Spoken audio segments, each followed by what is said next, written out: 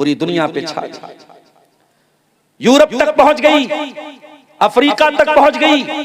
Casserole Keesara के तख्त व ताज को अपने पैरों तले रौंद दिया, दुनिया की ताकतों से आंख मिलाया, दुनिया को ये पैगाम दिया, हमारे पास तौहीद की ताकत है, हमारे पास इस्लाम की ताकत है, हम इकलौती कौम है जो ला इलाहा इल्लल्लाह के मानने वाले।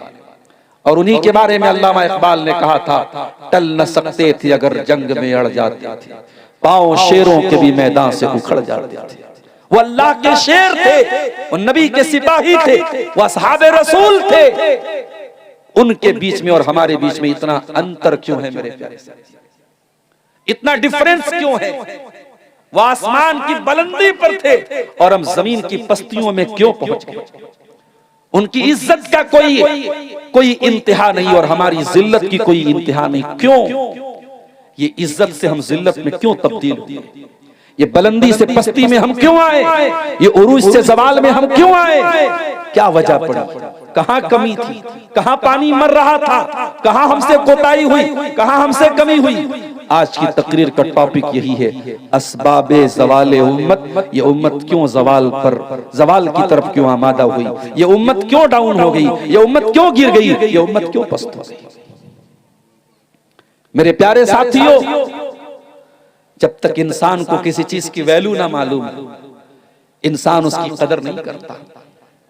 हम और आप जिस उम्मत से ताल्लुक रखते हैं, हम कोई मामूली उम्मत से ताल्लुक नहीं रखते, हम खैर उम्मत से ताल्लुक रखते हैं। कुंतुम खैरा उम्मतिन उखरिजत लिन्नास तामुरूना बिल मारूफ व तनहौना अनिल मुनकरी व तुमिनूना बिल्लाह। ऐ मुसलमानों, तुम दुनिया की सबसे बेहतरीन उम्मत हो, तुम्हें इंसानियत के लिए, मानवता के लिए निकाला गया है। तुम नेकियों का हुक्म देते हो, तुम बुराइयों से रोकते हो और तुम अल्लाह ताला के ऊपर ईमान रखते हो। You are the best community of the world, you are the best community in the humanity. तुम दुनिया की सबसे बेहतरीन कम्युनिटी हो, सबसे बेहतरीन समाज हो, तुम्हें इंसानियत को कुछ देने के लिए बनाया गया है। मेरे प्यारे साथियों, आज हमें हुकूमतों से भीख मांगनी पड़ रही है। आज हम हुकूमतों के सामने जाकर के जलील हो रहे हैं कि साहब हमें ये दे दीजिए, वो दे दीजिए। वजह क्या है? अरे अपने आप को रिक्वायरमेंट बनाओ, रिक्वायर्ड मत बनाओ। अपने आप को ऐसा बनाओ कि दुनिया आकर के तुमसे पूछे कि भाई आप हमारे लिए बहुत कीमती हैं, आप हमारे लिए बहुत कीमती हैं, आप हमारी जरूरत है। अगर दुनिया की जरूरत नहीं बनोगे तो दुनिया के जरूरतमंद बन जाओगे। मेरे साथी, आप उम्मत मुस्लिमा से आपका ताल्लुक है, जिसके बारे में कुरान कह रहा है कि ये उम्मत इंसानियत को, मानवता को कुछ देने के लिए आई है। आज इस्लाम के खिलाफ जितना भी प्रोपेगेंडा कर लिया जाए, मगर लॉजिक की बात आ जाए, मंतिक की बात आ जाए, अकल की बात, कोई भी तराजू पर तौल लिया जाए, इस्लामी शरीयत से बेहतरीन कोई शरीयत नहीं। अभी प्रेस में, मीडिया में एक गैर मुस्लिम का बयान मैंने सुना, उसने कहा हमें यह मानना पड़ेगा, वो गैर मुस्लिम था, मुसलमान नहीं था, इसी भारत का रहने वाला था। उसने कहा हमें यह मानना पड़ेगा कि शादी ब्याह का जो सिस्टम इस्लाम ने दिया है वो दुनिया के किसी और धर्म में नहीं। आपको अल्लाह ताला ने वो दीन दिया है जिस दीन को अल्लाह ताला ने हर एतबार से परफेक्ट बनाया है, और ये दीन कोई आज परफेक्ट नहीं हुआ, 2026 में मुकम्मल नहीं हुआ, ये जनाब मोहम्मद रसूलुल्लाह सल्लल्लाहु अलैहि वसल्लम के दौर में मुकम्मल हो चुका था। कुरान की आयत आपके ऊपर नाजिल हुई थी, अल यौमा अकमलतु लकुम दीनकुम व अतममतु अलैकुम निअमती व रदीतु लकुमुल इस्लाम दीना। ऐ नबी, हमने आपको जो दीन अता फरमाया है उस दीन को हमने परफेक्ट कर दिया, मुकम्मल कर दिया, कंप्लीट कर दिया, और अपनी नेमतों को आपके ऊपर तमाम कर दिया, और इस्लाम को ऐ मुसलमानों तुम्हारे लिए हमने पसंद कर लिया। इस्लाम अल्लाह का दीन है, और इसीलिए मेरा जुमला नोट कर लो, इस्लाम किसी भी दौर में नॉन प्रैक्टिकल नहीं रहेगा। इस्लाम का कोई हुक्म नॉट एप्लीकेबल नहीं रहेगा। इस्लाम पर अमल करना किसी दौर में मुश्किल नहीं रहेगा। मुश्किल अगर होगा तो हमने बनाया होगा। इस्लाम का कोई हुक्म मुश्किल नहीं है मेरे प्यारे साथी।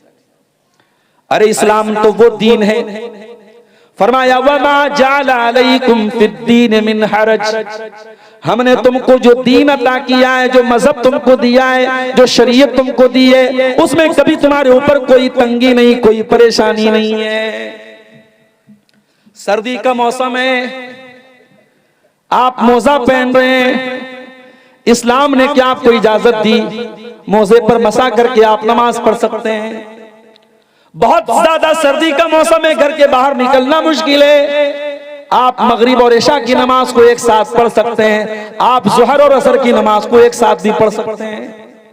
आप सफर की हालत में 4 रकात वाली नमाज को 2 रकात करके पढ़ सकते हैं। पानी इस्तेमाल करने की ताकत नहीं है, बीमार है आप, या पानी अवेलेबल नहीं है, पानी नहीं मिल रहा है, इस्लाम आपको तयम्मुम करने की इजाजत दे रहा है।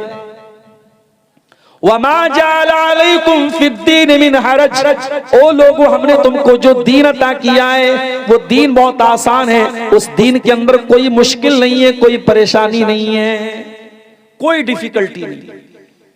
मेरे नौजवानों, तुम कहते हो दाढ़ी रखना आज के दौर में मुश्किल है, मैं आओ तुमको दिखाऊं जवाहरलाल नेहरू यूनिवर्सिटी दिल्ली की, वो यूनिवर्सिटी यहां बड़ी बेहयाई होती है, मगर उस यूनिवर्सिटी के उस माहौल में भी बहुत सारे आपको नौजवान मुसलमान ऐसे मिलेंगे जो दाढ़ी के साथ, जिनके चेहरों से नूर बरसता है, जिनके चेहरों से लगता है कि हाँ ये अल्लाह वाले लोग। कितने डॉक्टर मैं आपको दिखा सकता हूं कि देख करके आपको लगेगा कोई मौलाना साहब, चेहरे पर मुकम्मल दाढ़ी है, मरीज को देख रहे तो दुआएं पढ़ रहे हैं, ऑपरेशन के पहले 2 रकात नमाज पढ़ रहे हैं। एक ईमान वाला जो होता है, एक अल्लाह से का डर, तकवा जिसके दिल में होता है, एक अल्लाह का डर जिसके दिल में होता है, वो हर हालात में, हर सिचुएशन में, हर परिस्थिति में अपने ईमान की हिफाजत करता है। मेरे प्यारे साहब, अल्लाह कुरान में कह रहा है हुवा जित्तबाकुम, ऐ मुसलमानों तुम अल्लाह ताला की चुनी हुई कौम हो। इज्तबाकुम, अल्लाह ताला ने तुमको चुन लिया है। वसम्माकुमुल मुस्लिमीन, और अल्लाह ताला ने तुम्हारा नाम मुसलमान रखा है। अब यहां एक गलतफहमी दूर कर, कुछ लोगों को यह गलतफहमी डॉक्टर जाकिर नायक के आने के बाद से पैदा हुई, मौलाना साहब हमारा नाम मुसलमान है तो हम अपने आप को अहले हदीस क्यों कहें? ठीक है भाई, कोई आपसे आपका रिलीजियन पूछे तो आप यही बताओ कि हम मुसलमान हैं। कोई आपसे पूछे कौन से धर्म को मानते हो, कौन से मजहब को मानते हो, आइए मुस्लिम, मैं मुसलमान हूं, नो डाउट। लेकिन अगर आपसे पूछे कि कौन से मुसलमान, तो आपको बताना पड़ेगा कि मैं कुरान और हदीस पे चलने वाला हूं, मैं सलफी हूं, मैं कुरान और हदीस पर को मानने वाला हूं, मैं शरीयत के ऑथेंटिक सोर्सेस को मानने वाला हूं। जब तक मार्केट में नकली घी नहीं मिलता था, आप दुकान पर जाते थे, भाई साहब 1 किलो घी दे दीजिए, दुकानदार आपको घी दे देता था। जब मार्केट में नकली घी आने लगा तो आपको बताना पड़ा, भाई साहब हमें 1 किलो देसी घी दे दीजिए। आपको देसी का लफ्ज बढ़ाना पड़ा। जब ये इख्तिलाफ नहीं था, ये फिरके नहीं थे, ये जमातें नहीं थी, सहाबा ने अपने आप को कुछ नहीं कहा। लेकिन जब खवारिज पैदा हो गए, जब मुअतज़िला पैदा हो गए, जब शिया पैदा हो गए, तो सहाबा ने कहा सुनो, हमारा नाम अहलुस सुन्ना वल जमा है, हमारा नाम अहलुल हदीस है, हमारा नाम अल असरी है, हमारा नाम अस-सलफी है, हम कुरान और सुन्नत पर चलने वाले हैं, हम नबी की सुन्नत पर चलने वाले हैं। तो अल्लाह ने आपका नाम मुसलमान रखा है, लेकिन आपके सिफाती नाम आपकी क्वालिटी के हिसाब से अलग अलग हो सकते हैं। मिसाल के तौर पे आप मुसलमान हैं, लेकिन किसी ने पूछा भाई बरादरी क्या, आपने कहा मैं अंसारी हूं, किसी ने कहा मैं शेरशाहबादी हूं, किसी ने पूछा आप कौन से इलाके से ताल्लुक रखते हैं, आपने कहा मैं बिहार का रहने वाला हूं, मैं बोलता मैं बनारस का, यूपी का रहने वाला हूं। तो ये जो सिफात होती हैं, जो एट्रीब्यूट्स होते हैं, जो विशेषताएं होती हैं, ये हो सकती हैं, सिफाती नाम रखने में कोई हर्ज की बात नहीं। तो हम मुसलमान हैं मेरे प्यारे साथी, हमें अल्लाह ताला ने बहुत ऊंचा मकाम दिया, लेकिन आज हम कहां पहुंच गए मेरे प्यारे साथी। आज हालात ये हैं, कुत्ते और बिल्ली के लिए, उनकी जान के लिए अदालतों में केस होता है, सुप्रीम कोर्ट में सुनवाई होती है। मुसलमान की मॉब लिंचिंग हो जाती है, कोई पूछने वाला नहीं। ट्रेन पे कोई सिपाही गोली मार के मुसलमान को खत्म कर देता है और दुनिया ये कह के नजरअंदाज कर देती है वो मानसिक रूप से विक्षिप्त है, मानसिक रूप से सही नहीं। मैं ट्रेन में सफर करता हूं, मेरी आंखों के सामने इस्लाम को बुरा भला कहा जाता है। कान बंद करके गूंगा, बहरा और अंधा बन करके आज वो दौर आ गया है मेरे प्यारे साथियों कि आपको नजरअंदाज करना पड़ता है। ये हालात क्यों आए मेरे साथियों, ये बहुत बड़ा सवाल है। और जनाब इस सवाल का जवाब ढूंढ लेंगे कि ये हालात क्यों आए तो आपको हल भी मिल जाएगा। बीमारी का रीजन बता दूंगा तो सॉल्यूशन ऑटोमेटिक आप समझ जाएंगे। आइए पहले एक हदीस आपको सुना देता हूं। अल्लाह के प्यारे नबी फरमाते हैं, अबू दाऊद की सही रिवायत है, यूशिकुल उमम अन तदा अलैकुम कमा तदा लकलतु इला कसातिया। ऐ मेरी उम्मत के लोगों, वो जमाना करीब है जब दुनिया की सारी कौमें तुम पर टूट पड़ेंगी जिस तरीके से खाने वाले प्याले के ऊपर बारी बारी टूट पड़ते हैं। सहाबा ने पूछा, मिन किल्लतिन नहनु यौमइज़िन या रसूल अल्लाह, ऐ अल्लाह के रसूल क्या हमारी तादाद कम होगी उस वक्त? आपने फरमाया नहीं, तुम्हारी तादाद बहुत ज्यादा होगी। वलाकिन्नकुम गुसाउन का गुसाइस सैल, क्वांटिटी तो होगी, क्वालिटी नहीं होगी। तादाद तो बहुत ज्यादा होगी, तुम्हारी तादाद कम नहीं, करोड़ों में तुम्हारी तादाद होगी, लेकिन तुम सैलाब के ऊपर, पानी के ऊपर जो झाग होता है, तुम झाग की तरह बन जाओगे। अल्लाह ताला तुम्हारे दुश्मनों के दिलों से तुम्हारी हैबत को निकाल देगा, तुम्हारा रोबो दबदबा निकाल देगा और अल्लाह ताला तुम्हारे दिलों में कमजोरी डाल देगा। सहाबा ने पूछा, अल्लाह के रसूल कौन सी कमजोरी डाल देगा? आपने फरमाया, हुब्बुद दुनिया व कराहियतुल मौत, तुम्हें दुनिया से बहुत ज्यादा लगाव और प्यार हो जाएगा।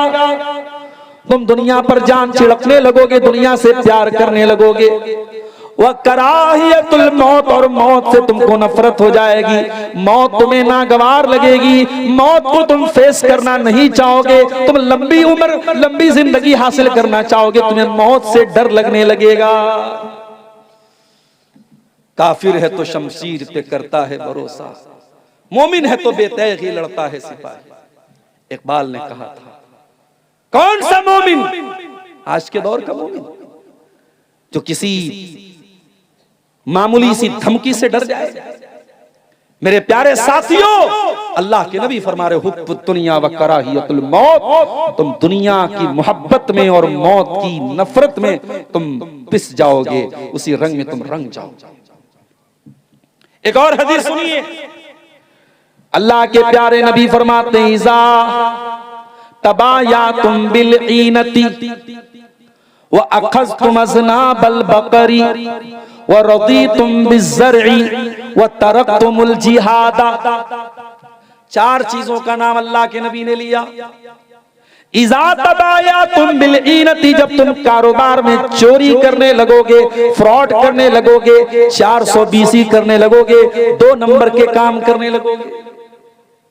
आजकल हालात ये हैं, किसी मुसलमान से अकाउंट में पैसा लेना मुश्किल होता है। अकाउंट में पैसा आप ले रहे हैं, क्या पता कि वो कौन सा पैसा आ रहा है। अगर उसका पैसा गलत है, आपका अकाउंट फ्रीज हो जाएगा, अकाउंट में पैसा, सारा पैसा जो आपका फंस जाएगा, ब्लॉक हो जाएगा। कई केस हो चुके हैं मेरी मालूमात। आज मुसलमान के ऊपर भरोसा करने को तैयार नहीं है। साइबर क्राइम में, एटीएम चोरी में मुसलमान का नाम भी आता है। सूदी कारोबार में न मुसलमान पीछे न गैर मुस्लिम पीछे। अपने भाई की जमीन और जायदाद हड़पने में मुसलमान किसी से पीछे नहीं है।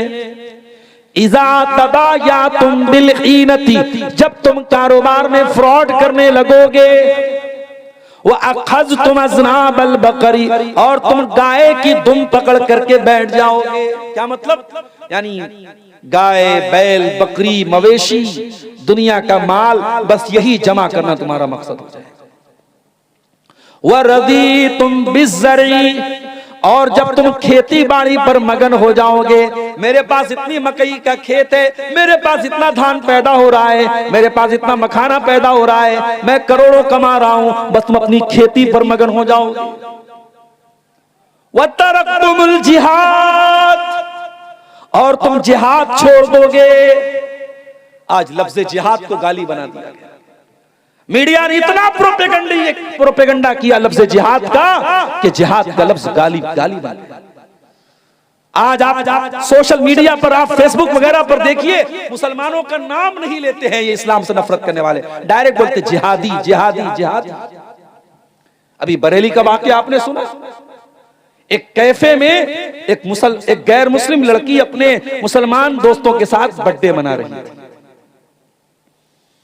अब उन मुसलमान दोस्तों को भी क्या कहा जाए, वो बेचारे स्कूल और कॉलेज में जो पढ़ते हैं तो सोचते हैं कि हम तो मादर पिदर आजाद हो गए, माँ बाप ने पढ़ने के लिए भेजा है, वहां वो पार्टी मना रहा है, हमें गैरों से क्या शिकवा है। आज हमारे बच्चे, हमारी बच्चियां तालीम के नाम पे क्या कर रहे हैं कॉलेजों में, आप जाके देखिए, जरा डॉक्टरों से के पास जाके पता लगाइए। मुसलमान जवान लड़कियां जाकर के डॉक्टरों के पास एबॉर्शन करवा रही हैं, उनके पेट में पलने वाले नाजायज बच्चों को खत्म करवा रही हैं। ये हमारी तालीमी इदारों का और हमारे बड़े बड़े कॉलेजों और यूनिवर्सिटियों का हाल है। अल्लाह माफ करे मेरे प्यारे साथी। वज़ा में तुम हो नसारा तो तमद्दुन में हुनूद, ये मुसलमान है जिन्हें देख के शर्माए। गैर मुस्लिम लड़की थी, उस लड़की के मुसलमान लड़कों से दोस्ती, बर्थडे की पार्टी कर रहे थे। इस्लाम में कोई बर्थडे की पार्टी नहीं। मन तशब्बह बिकौमिन फहुवा मिनहुम, जो किसी कौम की नकल करेगा उन्हीं में से रहेगा। बच्चे से बहुत प्यारे पैदा हो जाए, 7वें दिन अकीका करा, 7वें दिन अकीका नहीं करवाएंगे। मौलवी साहब क्या बताएं, मेरी बहन बहुत दूर रहती है, बहनों ही बहुत दूर रहते हैं। अरे अल्लाह के बंदे, तू अकीका 7वें दिन कर दे, दावत बाद में दे दे। दावत देने के लिए पूरी जिंदगी पड़ी, अकीका पे दावत देना लाजिम थोड़ी है, जरूरी थोड़ी है। असल चीज है कि जानवर ज़बा होना चाहिए। अकीका नहीं करेंगे साहब, बर्थडे खूब मनाएंगे। होटलों में चले जाओ, मुसलमान अपने बच्चे को लेके आता है और केक लगी है और केक के ऊपर मोमबत्ती लगी है और हैप्पी बर्थडे टू यू हो रहा है। करने वाला भी मुसलमान, बच्चा भी मुसलमान, माँ बाप भी मुसलमान। हम ये कहते हैं मेरे भाई, अपने बच्चों को तुम रोज केक खिलाओ, हमें केक पर एतराज नहीं है। अपने बच्चों को रोज प्यार करो, प्यार पर एतराज नहीं है। एतराज है ये बर्थडे मनाने का जो चलन है, ये जो कल्चर है, ये इस्लाम का कल्चर नहीं। मेरे नबी से ज्यादा कोई बच्चों से प्यार करता था? मेरे नबी तो बच्चों से इतना प्यार करते थे, अल्लाहु अकबर। हजरत अनस बिन मालिक का छोटा भाई जिसका नाम अबू उमैर था, जब अल्लाह के नबी हजरत अनस के घर में आते थे, उम्मे सुलैम के घर में आते थे, वो छोटा सा बच्चा था, अल्लाह के नबी उसे लाड करते थे, प्यार करते थे। उस छोटे से बच्चे के पास एक चिड़िया थी, बच्चा चिड़िया से खेला करता था। एक दिन अल्लाह के नबी हजरत अनस के घर आए, देखा बच्चा बड़ा उदास बना हुआ है। आपने पूछा, अरे उम्मे सुलैम तुम्हारा बच्चा आज उदास क्यों है? इसके चेहरे पर खुशी क्यों नहीं है? इसके चेहरे पर वो रौनक क्यों नहीं है? कहा अल्लाह के नबी, जो चिड़िया इसने पाली थी वो चिड़िया मर गई, उसका इंतकाल हो गया। चिड़िया के मरने पर यह बच्चा गमगीन है। हम और आप होते, बच्चे का मामला था, चिड़िया का मामला था, नजरअंदाज कर देते। ओ लोगों, हमें नबी भी कितना प्यारा मिला है। वो बच्चों के साथ अल्लाह के नबी उनके हिसाब से उनको खिलाया करते थे। आपने उस बच्चे से फरमाया, या अबा उमैर मा फ़अलन मुग़ैर, ऐ बच्चे, ऐ अबू उमैर, तेरी चिड़िया कहाँ चली गई बेटा? ऐ बच्चे, तेरी चिड़िया कहाँ चली गई? ये कहकर के अल्लाह के नबी ने उस मासूम बच्चे के कलेजे को सुकून पहुंचाने की कोशिश की। अगर ये बर्थडे मनाना कोई अच्छी चीज होती, मेरे नबी ने अपनी बेटियों का भी बर्थडे मनाया होता। नबी की 9 बीवियां हैं और आप जितना अपनी बीवी से प्यार करते हैं उससे कहीं ज्यादा जनाब मोहम्मद रसूलुल्लाह सल्लल्लाहु अलैहि वसल्लम अपनी बीवियों से प्यार करते। आपने तो कभी एनिवर्सरी नहीं मनाई, आपने तो कभी अपनी बीवियों को जो है शादी की सालगिरह पर उनको कोई गिफ्ट नहीं दिया। भाई रोज गिफ्ट दो, रोज गिफ्ट दो, हर महीने गिफ्ट दो, कोई मसला नहीं है। एनिवर्सरी मनाना, और ये काम वो करे जो बेचारा सीने पर हाथ बांधता है। पूछो क्यों बांधते हो? भाई नबी की सुन्नत है। इमाम कहता है गैरिल मग़दूबि अलैहिम वलद्दालीन, ये पीछे से कहता आमीन। तूने क्यों जोर से आमीन कहा? कहता है नबी जोर से आमीन कहते थे। रमजान का महीना आया, दुनिया 20 रकात तरावी पढ़े, लेकिन हमारा अहले हदीस 8 पढ़ता है। क्यों पढ़ते हो भाई? नबी ने 8 पढ़ी थी। नबी की इतनी सुन्नतें तुझे याद है, नमाज की एक एक अदा तू नबी से सीख रहा है। तुझे एनिवर्सरी मनाते हुए शर्म नहीं आई? तुझे बर्थडे मनाते हुए शर्म नहीं आई? तुझे फादर्स डे मनाते हुए शर्म नहीं आई? तुझे मदर्स डे मनाते हुए शर्म नहीं आई? ये हमारा कल्चर नहीं है मेरे प्यारे साथी, ये इस्लाम का कल्चर नहीं है, ये मोहम्मद रसूलुल्लाह का कल्चर नहीं है मेरे प्यारे साथी। तो मैं अर्ज ये कर रहा था कि अल्लाह के नबी ने फरमाया जब तुम जिहाद को छोड़ोगे, ये जिहाद क्या है? ये कोई गाली नहीं है मेरे प्यारे साथी। बदी के खिलाफ, बुराई के खिलाफ, सरकशी के खिलाफ, शैतानियत के खिलाफ हर तरीके के स्ट्रगल और संघर्ष का नाम जिहाद है। बुराई के खिलाफ हर तरीके की लड़ाई का नाम जिहाद है। वो जबान से भी हो सकती है, वो तलवार से भी हो सकती है, वो स्टेज के जरिए भी हो सकती है, वो जंग के मैदान में भी हो सकती है, वो कागज और कलम से भी हो सकती है। तो नबी ने फरमाया तुम जिहाद छोड़ दो। क्या मतलब? यानी तुम्हारे अंदर दीन के लिए कुर्बानी देने का जज्बा खत्म हो जाएगा, दीन के लिए मरने मिटने का जज्बा तुम्हारे अंदर से खत्म हो जाएगा। तुमको सिर्फ अपनी रोजी रोटी की पड़ी होगी, अपनी दुनिया की पड़ी होगी, अपनी खेती की पड़ी होगी। जब ये 4 काम तुम करोगे, कारोबार में फ्रॉड करोगे, अपनी गाय की दुम पकड़ के बैठ जाओगे, अपनी खेती बाड़ी पर मगन हो जाओगे और अल्लाह की राह में तुम जिहाद करना बंद कर दोगे। ये 4 काम जब तुम करोगे तो क्या होगा? सल्लल्लाहु अलैकुम ज़ुल्ला, अल्लाह ताला तुमको जलील कर देगा। तुम जलील हो जाओगे, इतने जलील हो जाओगे कि तुम्हारे मुल्क का हर चीफ मिनिस्टर सोचेगा कैसे मुसलमान को दबा दिया। आज तो होड़ लगी है साहब, आज तो होड़ लगी कि कौन मुसलमानों के खिलाफ कितनी नफरत भरी बातें बोल सकता है। तो नबी ने फरमाया जब तुम इन 4 काम करोगे अल्लाह जलील कर देगा। और ये जिल्लत कब दूर होगी? हत्ता तरजिउ इला दीनिकुम, जब तक तुम अल्लाह ताला के दीन की तरफ पलटोगे नहीं, जब तक तुम अल्लाह ताला के दीन की तरफ लौटोगे नहीं। ओ मेरे प्यारे भाइयों, आओ मैं आपको वो चीजें बता रहा हूं, वो बुनियादी बातें बता रहा हूं जो हमारी बर्बादी का कारण बनी है। सबसे पहली चीज, हमारी सबसे बड़ी पूंजी तौहीद थी मेरे प्यारे साथियों। जब हमने तौहीद को गंवा दिया, जब अल्लाह को छोड़ के गैरों के दर पे जाके हम सर झुकाने लगे, कोई गरीब नवाज बन गया, कोई दाता बन गया, कोई गौसे आजम बन गया, कोई दस्तगीर बन गया, हमने बुजुर्गों की कब्रों पे जाके सजदा करना शुरू कर दिया, हमने तौहीद का जनाजा जब हमने निकाल दिया, मेरे प्यारे भाइयों जब तौहीद को हमने छोड़ दिया तो वहीं से हमारी जिल्लत का बाप शुरू हो गया। अल्लाह कुरान में कहता है सूरह नूर के अंदर, वादल्लाहुल्लज़ीना आमनू मिनकुम वअमिलुस्सालिहाति लयस्तखलिफन्नहुम फिल अर्दि कमस्तखलफल्लज़ीना मिन क़ब्लिहिम। ए ईमान वालो, अल्लाह का तुमसे वादा है, अल्लाह तुमको जमीन में खलीफा भी बनाएगा और अल्लाह ताला तुमको जमीन में इख्तिदार भी अता फरमाएगा। वला युमक्किनन्ना लहुम दीनहुमुल्लज़ी इर्तज़ा लहुम, अल्लाह ताला तुम्हारे दीन को दुनिया में गालिब भी कर देगा।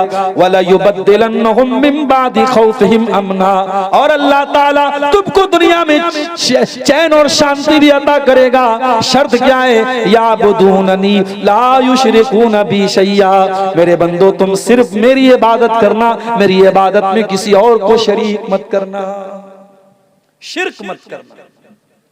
और ये शिर्क, ये इतना बड़ा पाप है कि अल्लाह कुरान में कहता है, इन्नहु मन युशरिक बिल्लाहि फक़द हर्रमल्लाहु अलैहिल जन्नह व मअवाहुन नार व मा लिज़्ज़ालिमीन मिन अंसार। जो अल्लाह के साथ शिर्क करेगा वो हमेशा हमेशा जहन्नम में रहेगा, उसका जन्नत में जाना पॉसिबल नहीं है। जो शिर्क करके जाएगा और तौबा किए बगैर मर जाएगा, जो शिर्क की हालत में मर जाएगा, वो कभी जन्नत में नहीं जाएगा।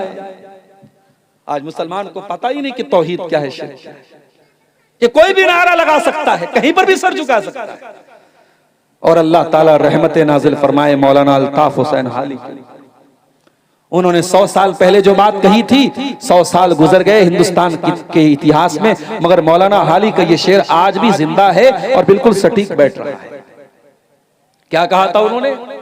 करे गैर गर्बुत की पूजा तो काफिर, कवाकिब में माने करिश्मा तो काफिर, झुके आग पर बहरे सजदा तो काफिर, जो ठहराए बेटा खुदा का तो काफिर, मगर मोमिनों पर कुशादा है राहें, परस्तिश करें शौक से जिसकी चाहे, नबी को जो चाहे खुदा कर दिखाएं, इमामों का रुतबा नबी से बढ़ाएं, मजारों पे जा जा के नजरें चढ़ाएं, शहीदों से जा जा के मांगे दुआएं, न तौहीद में कुछ कमी इससे आए, न इस्लाम बिगड़े न ईमान जाए।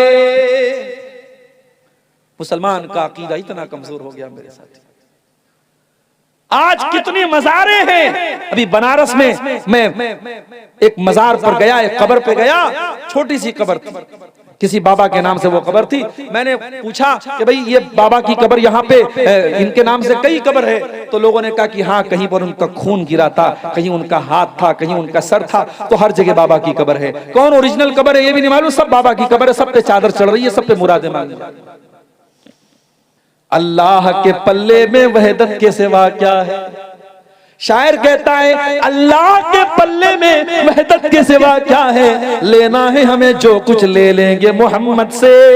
ओ लोगों, तुमने तौहीद का मतलब ही नहीं समझा, तुमने तौहीद का जनाजा निकाल दिया। तौहीद तो ये है कि जल जाओ, मर जाओ, कट जाओ, मगर अल्लाह के सिवा किसी और के आगे सर न झुके। ये हाथ उठे तो अल्लाह के आगे उठे। अरे तौहीद तो ये है। इस्लाम में माँ का बहुत बड़ा मकाम है, माँ से बढ़ के किसी का मकाम दुनिया में नहीं है मेरे प्यारे साथियों।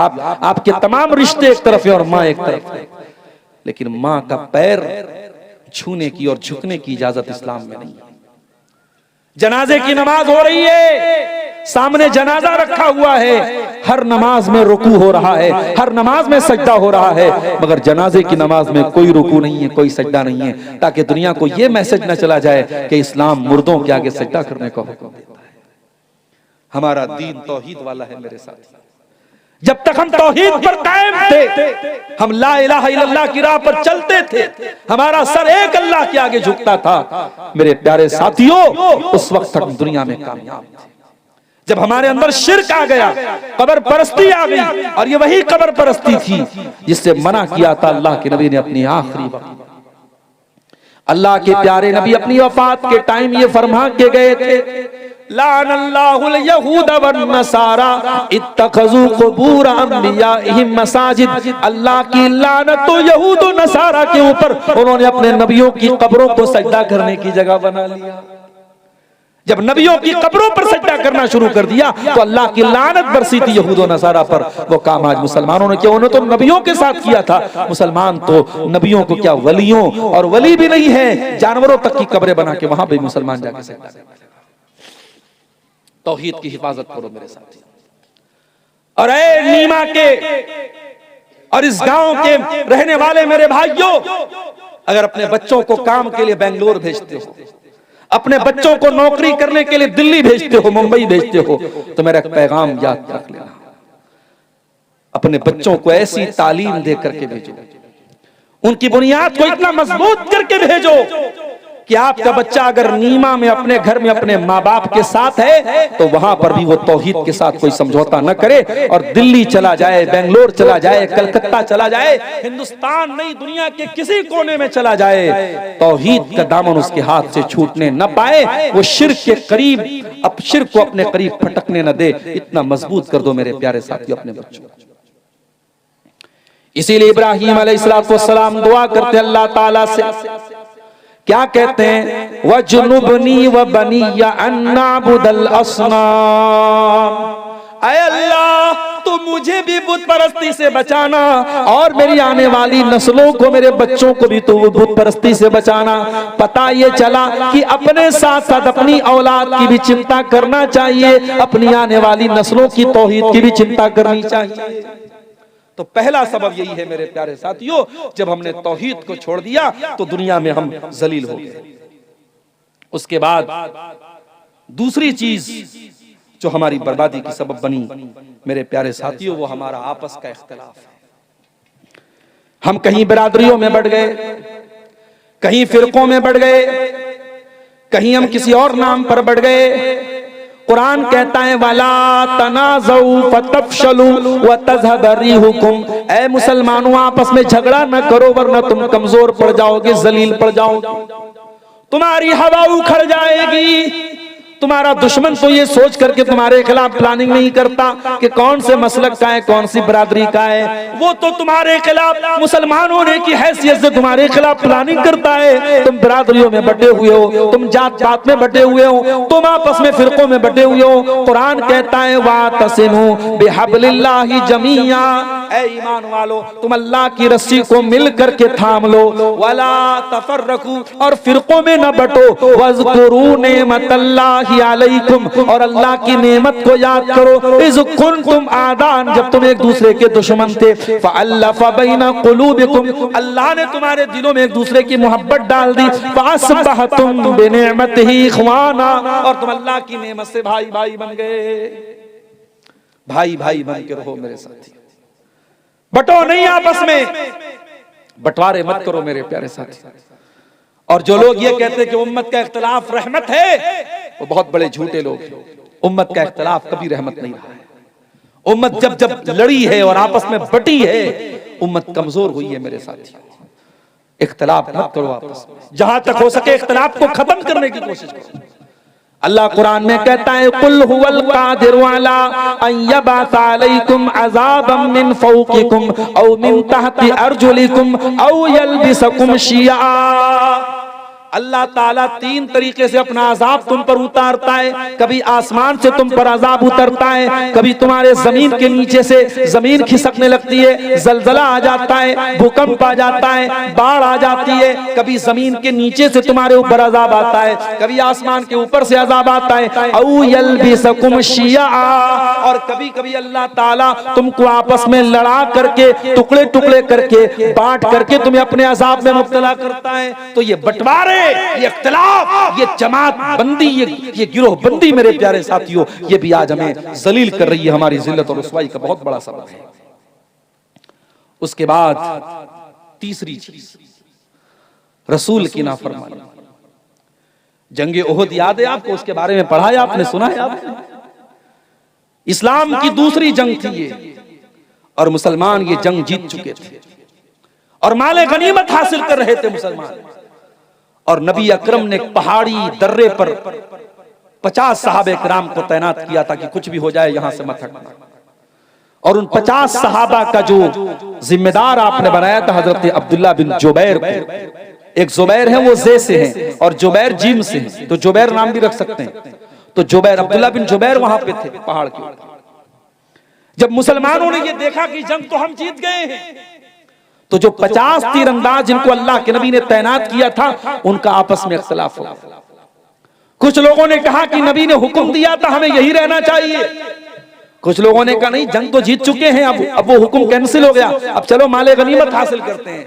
50 में से 37 लोग वहां चले गए, 13 लोग बचे। 37 चले गए, 13 बचे, 13 बचे। मुसलमानों की जंग तो जीती जा चुकी थी, मुसलमान जंग जीत चुके थे। काफिरों का लश्कर भाग रहा था और काफिरों के लश्कर में कमांडर थे जिनका नाम खालिद बिन वलीद था।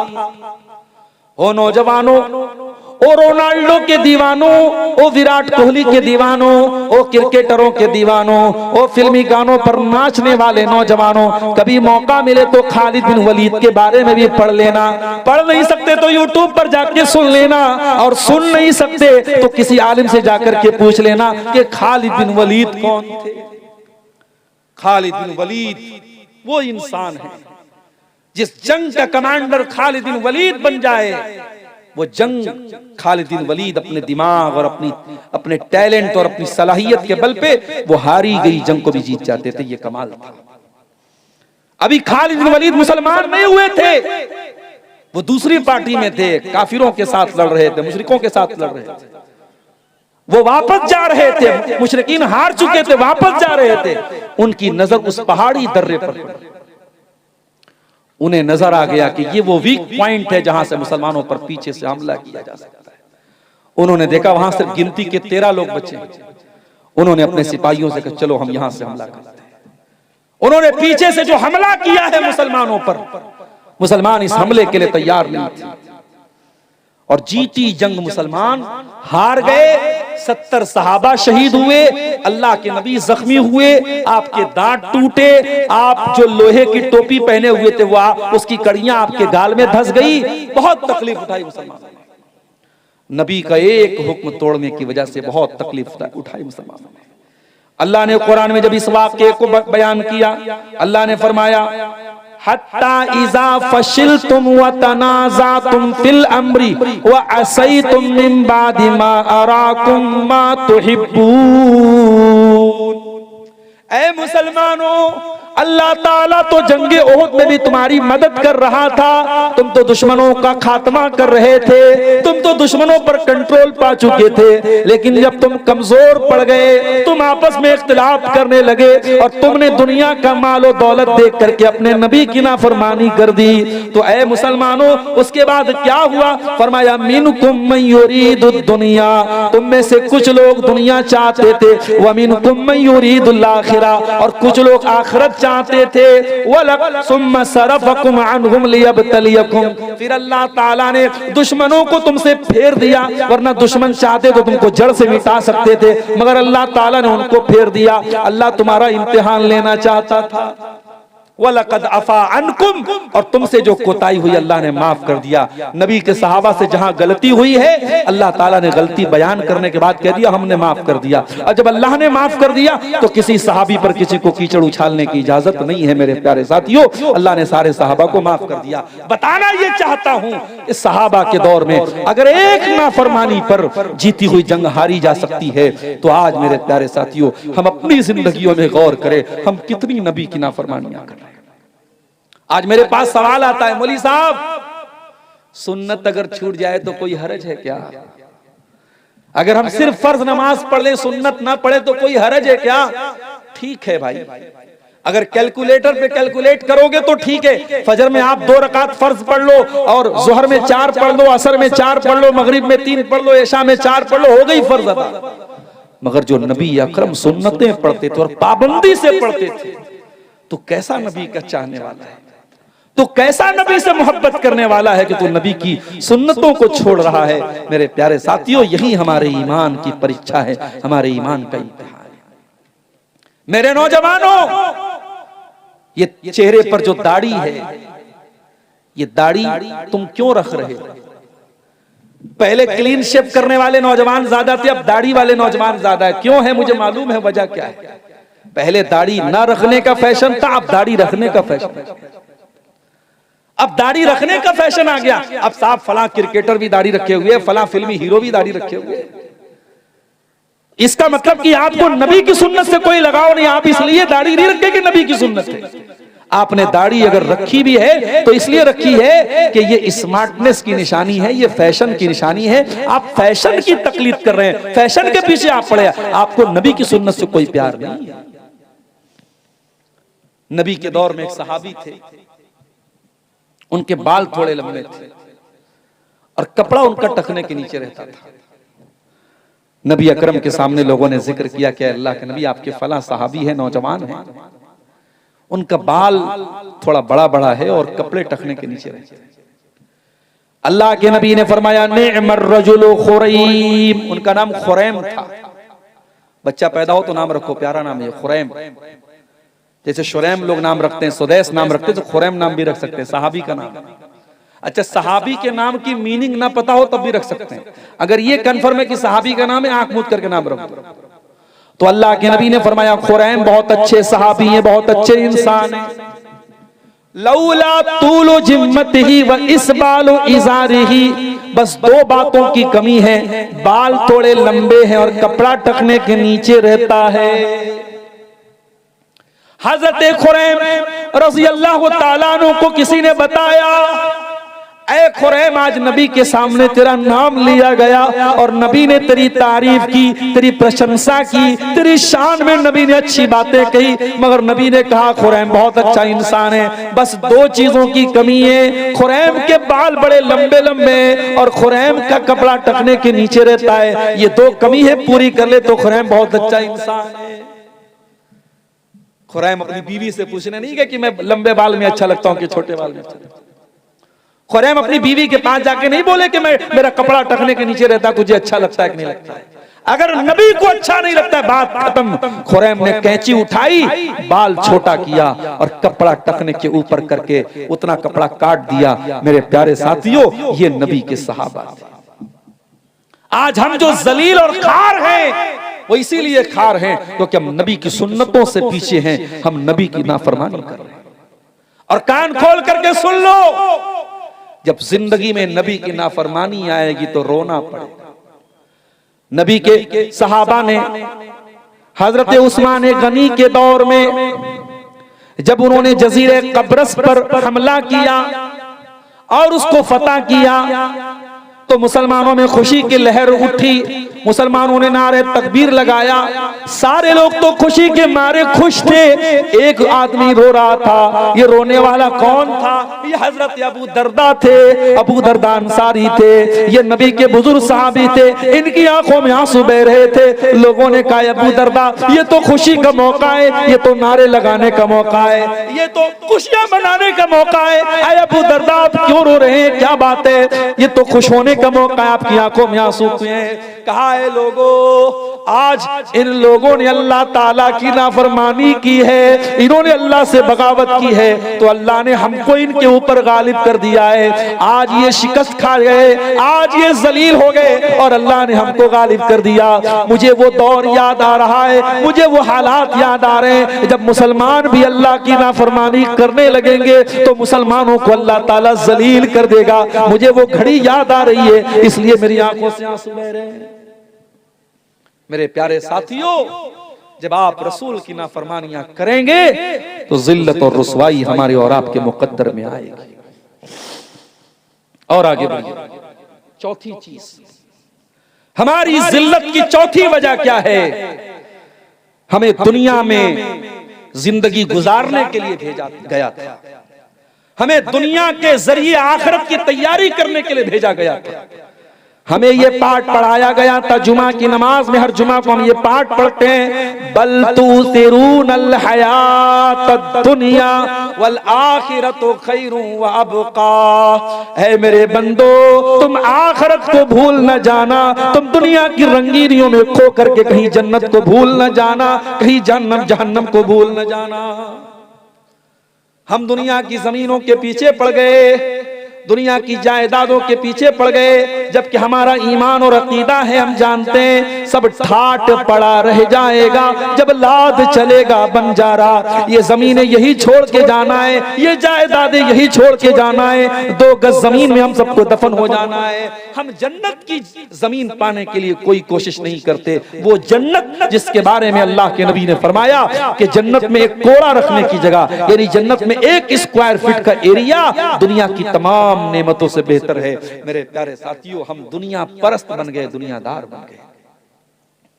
हमारे नबी की जिंदगी उठा के देखो, शायर कहता है, सलाम उस पर जो उम्मत के लिए रातों को रोता था, सलाम उस पर जो फर्शे खाक पर जाड़े में सोता था, सलाम उस पर कि जिसके घर में चांदी थी न सोना था, सलाम उस पर कि टूटा बोरिया जिसका बिछौना था। हमारे नबी ने कभी दुनिया की दौलत और दुनिया के ऐशो आराम के पीछे आप नहीं भागे। आप चाहते तो सोने चांदी के ढेर लगा सकते थे, आप चाहते तो आलीशान मदीना में अपना महल बनवा सकते थे, मगर मेरी प्यारी माँ बहनों, जरा नबी की बीवियों के हालात जाके पढ़ लेना।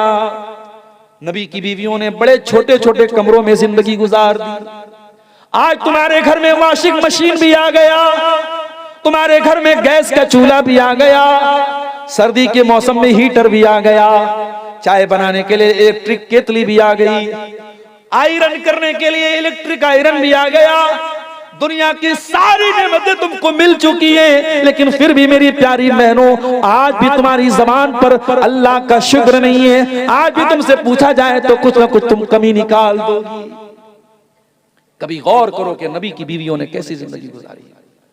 हजरत आयशा से पूछा गया, ऐ आयशा, ऐ नबी की बीवी, अल्लाह के रसूल की जिंदगी कैसी गुजरा करती थी?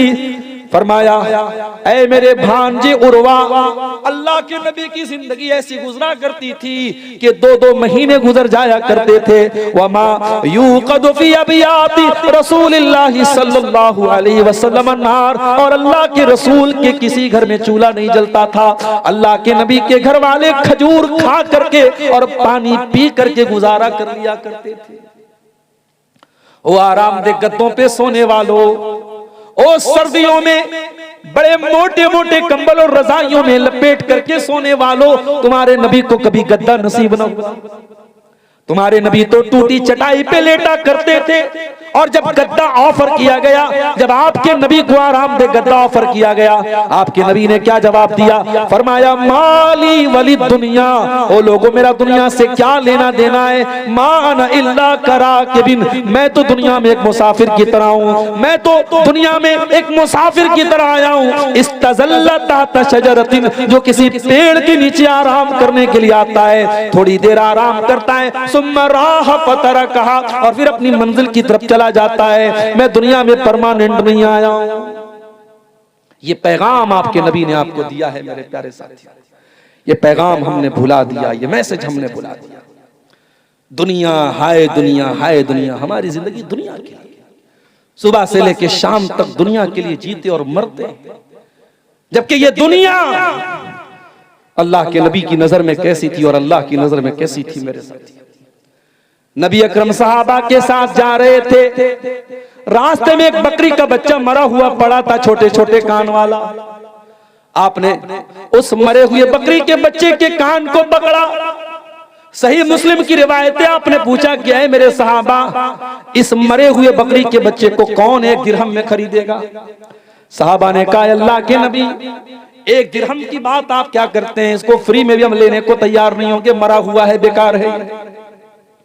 आपने फरमाया, ऐ मेरे सहाबा, ये मरा हुआ बकरी का बच्चा जो तुम फ्री में भी लेना नहीं चाहते हो, कान खोल करके सुन लो, लग दुनिया अहवनु अलल्लाहि मिन ज़ालिक, अल्लाह की नजर में दुनिया इस मरे हुए बकरी के बच्चे से ज्यादा हकीर है। अल्लाह की नजर में दुनिया की कोई वैल्यू नहीं है। मैं आपको दुनिया छोड़ने की बात नहीं कर रहा हूं, दुनिया कमाइए, बहुत खूब पैसा कमाइए, इस्लाम में मना नहीं है। पैसा नहीं कमाएंगे तो मदरसे कैसे चलेंगे, मस्जिदें कैसे चलेंगे? दुनिया कमाओ मेरे प्यारे साथी, मगर दुनिया को प्राइमरी मत समझो, दुनिया को सेकेंडरी समझो, दुनिया को दूसरे नंबर पे रखो, पहले नंबर पे आखिरत को रखो। कारून का नाम सुना है? बहुत पैसे वाला था कारून, इतनी दौलत थी कारून के पास कि उसकी दौलत के जो खजाने की जो चाबियां थी बड़े बड़े पहलवान उठाते थे। जब कारून को अल्लाह ताला ने नसीहत की तो कारून से क्या कहा? अल्लाह ने ये नहीं कहा, ऐ कारून तेरे पास इतनी दौलत है, मदरसे में दान दिया कर, मस्जिद में दान दिया कर। अल्लाह ने क्या कहा? फरमाया, वब्तगी फीमा आताकल्लाहु दारल आखिरा, ऐ कारून, तुझको अल्लाह ने दौलत से नवाजा है, अपनी दौलत के जरिए तू आखिरत की तैयारी कर। वला तंस नसीबक मिनद दुनिया, और ऐ कारून, दुनिया में जो तेरा हिस्सा है, अपनी दुनिया के हिस्से को भी तू मत भूल, दुनिया का भी हक अदा कर, लेकिन असल मकसद तू आखिरत को बना ले। तेरी जिंदगी का प्राइमरी मकसद आखिरत होना चाहिए। मेरे प्यारे साथियों, जब हम दुनिया परस्त बन गए तो हम वहीं से हमारी उल्टी गिनती शुरू हो गई और हम जलील हो गए। और ये खतरा था अल्लाह के रसूल, ये खतरा था अल्लाह के नबी को कि मेरी उम्मत दुनिया परस्त हो जाए। आपने एक मर्तबा सहाबा के सामने फरमाया, मल फकरा अलैकुम, ऐ मेरे सहाबा, मुझे इस बात का डर नहीं है कि तुम गरीब हो जाओगे, मुझे तुम्हारी गरीबी का डर नहीं है। वलाकिन अख्शा अलैकुम अन तुबसत अलैकुम दुनिया, मुझे डर इस बात का है कहीं दुनिया तुम पर कुशादा न कर दी जाए, कहीं दुनिया तुम पर फैला न दी जाए जैसे तुमसे पहले के लोगों पर फैला दी गई। फतनाफसूहा कमा तनाफसूहा, और जैसे पहले के लोग दुनिया हासिल करने के लिए लड़ा करते थे तुम भी लड़ने लगो। फतुहलिककुम कमा अहलकतहुम, और दुनिया तुमको हलाक कर दे जैसे उनको हलाक किया था। तो ये चौथी चीज है मेरे प्यारे साथियों, हमारी दुनिया परस्ती भी हमारी जिल्लत और रुसवाई का एक बहुत बड़ा सबब है। और पांचवी चीज हमारी इल्म दीन से दूरी, हमारे पास दीन की नॉलेज नहीं। कितने लोग हैं उनको नमाज का तरीका नहीं आता, वजू का तरीका नहीं, तयम्मुम का तरीका नहीं, जनाजे की नमाज का तरीका नहीं, नमाज की दुआएं याद नहीं, कुरान नहीं पढ़ा उन्होंने। इल्म दीन से हम बहुत दूर हैं मेरे साथ। और सीमांचल में मैं बार बार हर जलसे में एक बात कह रहा हूं और बड़ी जिम्मेदारी के साथ ये बात कह रहा हूं। और चूंकि यहां अंसारी बिरादरी के लोग बैठे हैं, आपसे भी कह रहा हूं, मैं उधर पाकुड़ और साहिबगंज में भी कह चुका हूं आपकी बिरादरी के लोगों से कि आपको अगर अपने समाज को जागरूक बनाना है तो जुमा का निजाम और मजबूत बनाइए। अपनी मस्जिदों में अच्छी तनख्वाह पर अच्छा इमाम रखिए जो तैयारी के साथ जुमा का खुतबा दे। और अगर 12 बजे जुमा का खुतबा शुरू होता है तो कोशिश कीजिए 11:30 बजे, पौने 12 बजे मस्जिद में पहुंच जाए। और अच्छे मौजुआत पर तकरीरें हो जुमा के खुतबे में, और उसके बाद आप बच्चों को भी लेके पहुंचिए और अपनी माओ बहनों को भी आप मस्जिद में उनका भी इंतजाम कराइए।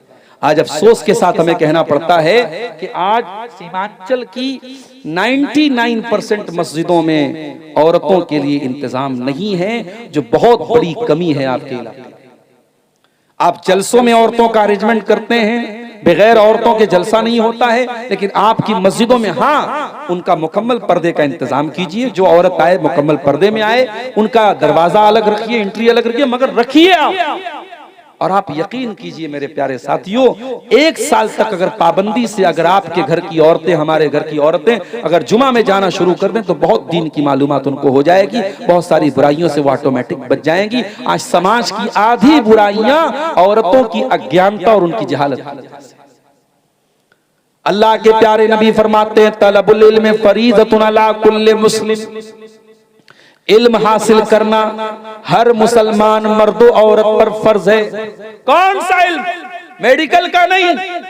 हमारी कौम के लोग डॉक्टर बने, अच्छी बात है, मगर ये कंपलसरी नहीं है। हमारी कौम के लोग इंजीनियर बने, अच्छी बात।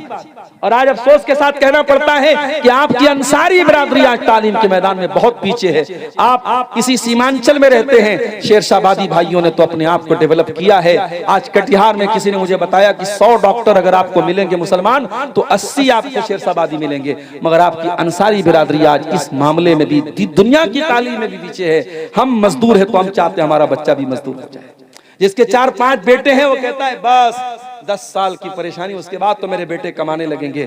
आपकी जिंदगी का एक ही मकसद है, बेटा बड़ा हो उसको मजदूरी करने के लिए भेज दिया जाए, काम करने के लिए भेज दिया जाए। मेरे प्यारे साथियों, कुछ कुर्बानी दे करके अपने बच्चों को तालीम के मैदान में भी आगे बढ़ाओ। कुछ बच्चे आपके डॉक्टर बने, कुछ बच्चियां आपकी डॉक्टर बने, कुछ बच्चे आपके इंजीनियर बने। आज असरी तालीम में भी हम पीछे हैं। और दीन की जो तालीम है, अल्लाह कौन है, रसूल कौन है, और ईमान क्या है, और इस्लाम क्या है, ये जो मोटी मोटी बातें हैं ये सब का जानना जरूरी है। उसके लिए भी आप मस्जिदों में मकतब कायम कीजिए। अल फलाह एकेडमी जैसे इदारे जो आपके बच्चों को दुनिया के साथ साथ दीन की तालीम देते हैं, इन इदारों से अपने बच्चों को जोड़िए। मेरे प्यारे साथियों, अफसोस के साथ कहना पड़ता है आज दुनिया की तालीम तो थोड़ी बहुत हम हासिल भी कर रहे हैं, मगर दीन की तालीम में बहुत पीछे हैं। अल्लाह कुरान में कहता है यालमून ज़ाहिरम मिनल हयातिद दुनिया व हुम अनिल आखिरति हुम गाफिलून, कि मेरे बंदे दुनिया की बहुत नॉलेज रखते हैं लेकिन आखिरत से बहुत गाफिल हैं, दीन से बहुत गाफिल हैं। मेरे प्यारे साथियों, आप दीन की जानकारी हासिल कीजिए। उसके बाद छठी चीज, यहूद और नसारा की अंधी तकलीद। आज जो गाना वायरल हो जाए फेसबुक और सोशल मीडिया पर, हमारे छोटे छोटे बच्चे भी गा रहे हैं। जो कपड़ा वायरल हो जाए हमारे घर की लड़कियां भी पहनने लगती हैं।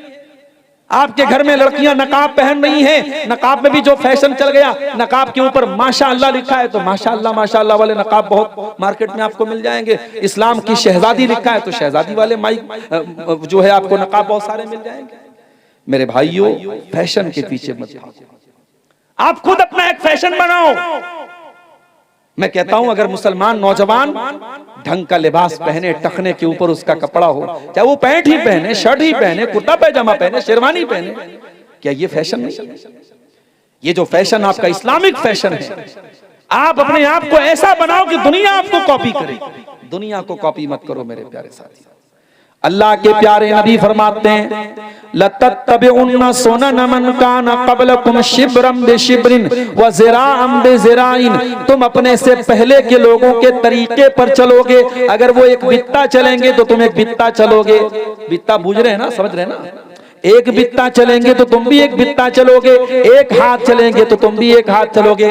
हत्ता लौ सलकू जोरा ज़ब्बिन, और अगर वो किसी जानवर के बिल में चले जाएंगे तो तुम भी बिल में चले जाओगे। Happy new year. मेरे फेसबुक पर भी 2-4 लोग मुसलमान जुड़े हैं किशनगंज के और कहां के, देखा साहब वो हैप्पी न्यू ईयर मना रहे हैं। हैप्पी न्यू ईयर मना रहे हैं। हैप्पी न्यू ईयर क्यों मना रहे हो? बेगाने की शादी में अब्दुल्ला क्यों दीवाना हो रहा है? ना आपका कैलेंडर है ना आपका, अब चलो ठीक है आपके मुल्क में यही कैलेंडर चल रहा है, आप तारीख उसी में लिख रहे हो, नोट करो, कोई बात नहीं, लेकिन आप नया साल मना रहे हो। इस्लाम में कोई नया साल मनाने का कॉन्सेप्ट नहीं। इस्लाम तो हमें ये तालीम देता है कि हर गुजरते हुए साल के साथ हम अपने आप को इवेलुएट करें, अपने आप को एनालाइज करें, अपना तज्जिया करें, अपने आप को जांचें परखें कि हमारे अंदर क्या कमी है, क्या कोताही है, हमारी नेकियों में इजाफा हुआ कि नहीं हुआ, हमारी कमियों में दूरी हुई कि नहीं हुई। हम तो साहब नया साल मना रहे हैं, तो हम दूसरों की नकल न करें मेरे प्यारे साथियों। और उसके बाद 2 चीजें और बयान करके बात खत्म कर रहा हूं। औरतों का बिगाड़ भी एक बहुत बड़ी वजह है हमारी कौम की तबाही और बर्बादी के पीछे। आज हमारी औरतें, माफ कीजिएगा, मैं तो जिम्मेदार मर्दों को ही मानता हूं। अगर हमारी कौम की बेटियां आज बेहया हुई हैं तो ऐसा नहीं है कि मर्द हजरात वो दूध के दूल्हे हैं। मुसलमान का अकीदा इतना कमजोर हो गया मेरे साथ। आज कितनी मज़ारें हैं। अभी बनारस में मैं एक मज़ार पर गया, एक कब्र पे गया, छोटी सी कब्र थी, किसी बाबा के नाम से वो कब्र थी। मैंने पूछा कि भाई ये बाबा की कब्र यहाँ पे इनके नाम से कई कब्र है, तो लोगों ने कहा कि हाँ, कहीं पर उनका खून गिरा था, कहीं उनका हाथ था, कहीं उनका सर था, तो हर जगह बाबा की कब्र है। कौन ओरिजिनल कब्र है ये भी नहीं मालूम, सब बाबा की कब्र है, सब पे चादर चढ़ रही है, सब पे मुरादें मांगी। अल्लाह के पल्ले में वहदत के सिवा क्या है? शायर कहता है अल्लाह के पल्ले में वहदत के सिवा क्या है, लेना है हमें जो कुछ ले लेंगे मोहम्मद से। ओ लोगों, तुमने तौहीद का मतलब ही नहीं समझा, तुमने तौहीद का जनाजा निकाल दिया। तौहीद तो ये है कि जल जाओ, मर जाओ, कट जाओ, मगर अल्लाह के सिवा किसी और के आगे सर न झुके। ये हाथ उठे तो अल्लाह के आगे उठे। अरे तौहीद तो ये है। इस्लाम में माँ का बहुत बड़ा मकाम है, माँ से बढ़ के किसी का मकाम दुनिया में नहीं है मेरे प्यारे साथियों। आपके तमाम रिश्ते एक तरफ है और माँ एक तरफ है, लेकिन माँ का पैर छूने की और झुकने की इजाजत इस्लाम में नहीं है। जनाजे की नमाज हो रही है, सामने जनाजा रखा हुआ है, हर नमाज में रुकू हो रहा है, हर नमाज में सजदा हो रहा है, मगर जनाजे की नमाज में कोई रुकू नहीं है, कोई सजदा नहीं है, ताकि दुनिया को यह मैसेज न चला जाए कि इस्लाम मुर्दों के आगे सजदा करने का हुक्म देता है। हमारा दीन तौहीद वाला है मेरे साथ। जब तक हम तौहीद पर कायम थे, हम ला इलाहा इल्लल्लाह की राह पर चलते थे, हमारा सर एक अल्लाह के आगे झुकता था, मेरे प्यारे साथियों, उस वक्त तक दुनिया में कामयाब थे। जब हमारे अंदर शिर्क आ गया, कब्र परस्ती आ गई, और ये वही कब्र परस्ती थी जिससे मना किया था अल्लाह के नबी ने अपनी आखिरी वक्त। अल्लाह के प्यारे नबी अपनी वफात के टाइम ये फरमा के गए थे, लानल्लाहुल यहूद वन नसारा इत्तखज़ू क़ुबूर अंबियाइहिम मसाजिद। अल्लाह की लानत तो यहूद और नसारा के ऊपर, उन्होंने अपने नबियों की कब्रों को सजदा करने की जगह बना लिया। जब नबियों की कब्रों पर सजदा करना शुरू कर दिया तो अल्लाह की लानत बरसी थी यहूद और नसारा पर। वो काम आज मुसलमानों ने किया। उन्होंने तो नबियों के साथ किया था। मुसलमान तो नबियों को क्या, वलियों, और वली भी नहीं है, जानवरों तक की कब्रें बना के वहां पे मुसलमान जाके सजदा करते हैं। तौहीद की हिफाजत करो मेरे साथी। और ऐ नीमा के और इस गांव के रहने वाले मेरे भाइयों, अगर अपने बच्चों को काम के लिए बेंगलोर भेजते हो, अपने बच्चों को नौकरी करने के लिए दिल्ली भेजते हो, मुंबई भेजते हो, तो मेरा एक पैगाम याद रख लेना, अपने बच्चों को ऐसी तालीम दे करके भेजो, उनकी बुनियाद को इतना मजबूत करके भेजो कि आपका बच्चा अगर नीमा में अपने घर में अपने माँ बाप के साथ है तो वहां पर भी वो तौहीद के साथ कोई समझौता न करे, और दिल्ली चला जाए, बेंगलोर चला जाए, कलकत्ता चला जाए, हिंदुस्तान नहीं दुनिया के किसी कोने में चला जाए, तौहीद का दामन उसके हाथ से छूटने न पाए, वो शिर्क के करीब, अब शिर्क को अपने करीब फटकने न दे। इतना मजबूत कर दो मेरे प्यारे साथियों अपने बच्चों को। इसीलिए इब्राहीम अलैहिस्सलाम दुआ करते अल्लाह ताला से, क्या कहते हैं, वजनुबनी व बनिया अन्नाबुदल अस्नाम, ऐ अल्लाह तू मुझे भी बुत परस्ती से बचाना और मेरी आने वाली नस्लों को, मेरे बच्चों को भी तू बुत परस्ती से बचाना। पता ये चला कि अपने साथ साथ अपनी औलाद की भी चिंता करना चाहिए, अपनी आने वाली नस्लों की तौहीद की भी चिंता करनी चाहिए। तो पहला सबब यही है मेरे प्यारे साथियों, जब हमने तौहीद को छोड़ दिया तो दुनिया में हम जलील हो गए। उसके बाद दूसरी चीज जो हमारी बर्बादी की सबब बनी मेरे प्यारे साथियों, वो हमारा आपस का इख्तिलाफ है। हम कहीं बिरादरियों में बढ़ गए, कहीं फिरकों में बढ़ गए, कहीं हम किसी और नाम पर बढ़ गए। कुरान कहता है वला तनाज़ऊ फतफशलू व तज़हब रिहुकुम, ऐ मुसलमानों आपस में झगड़ा न करो वरना तुम कमजोर पड़ जाओगे, जलील पड़ जाओगे, तुम्हारी हवा उखड़ जाएगी।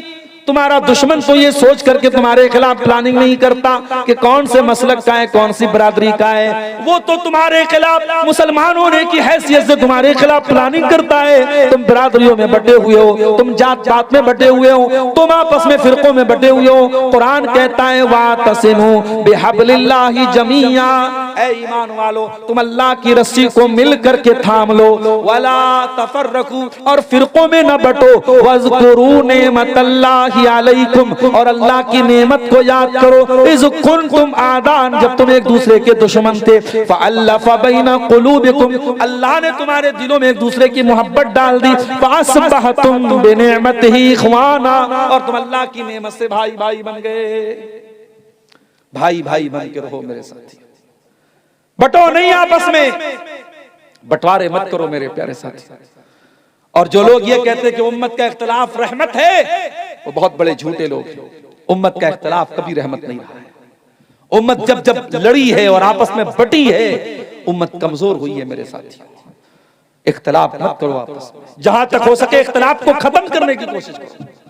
अल्लाह कुरान में कहता है कुल हुवल कादिरु अला अन यबअसा अलैकुम अज़ाबम मिन फौकिकुम औ मिन तहति अर्जुलिकुम औ यल्बिसकुम शिया।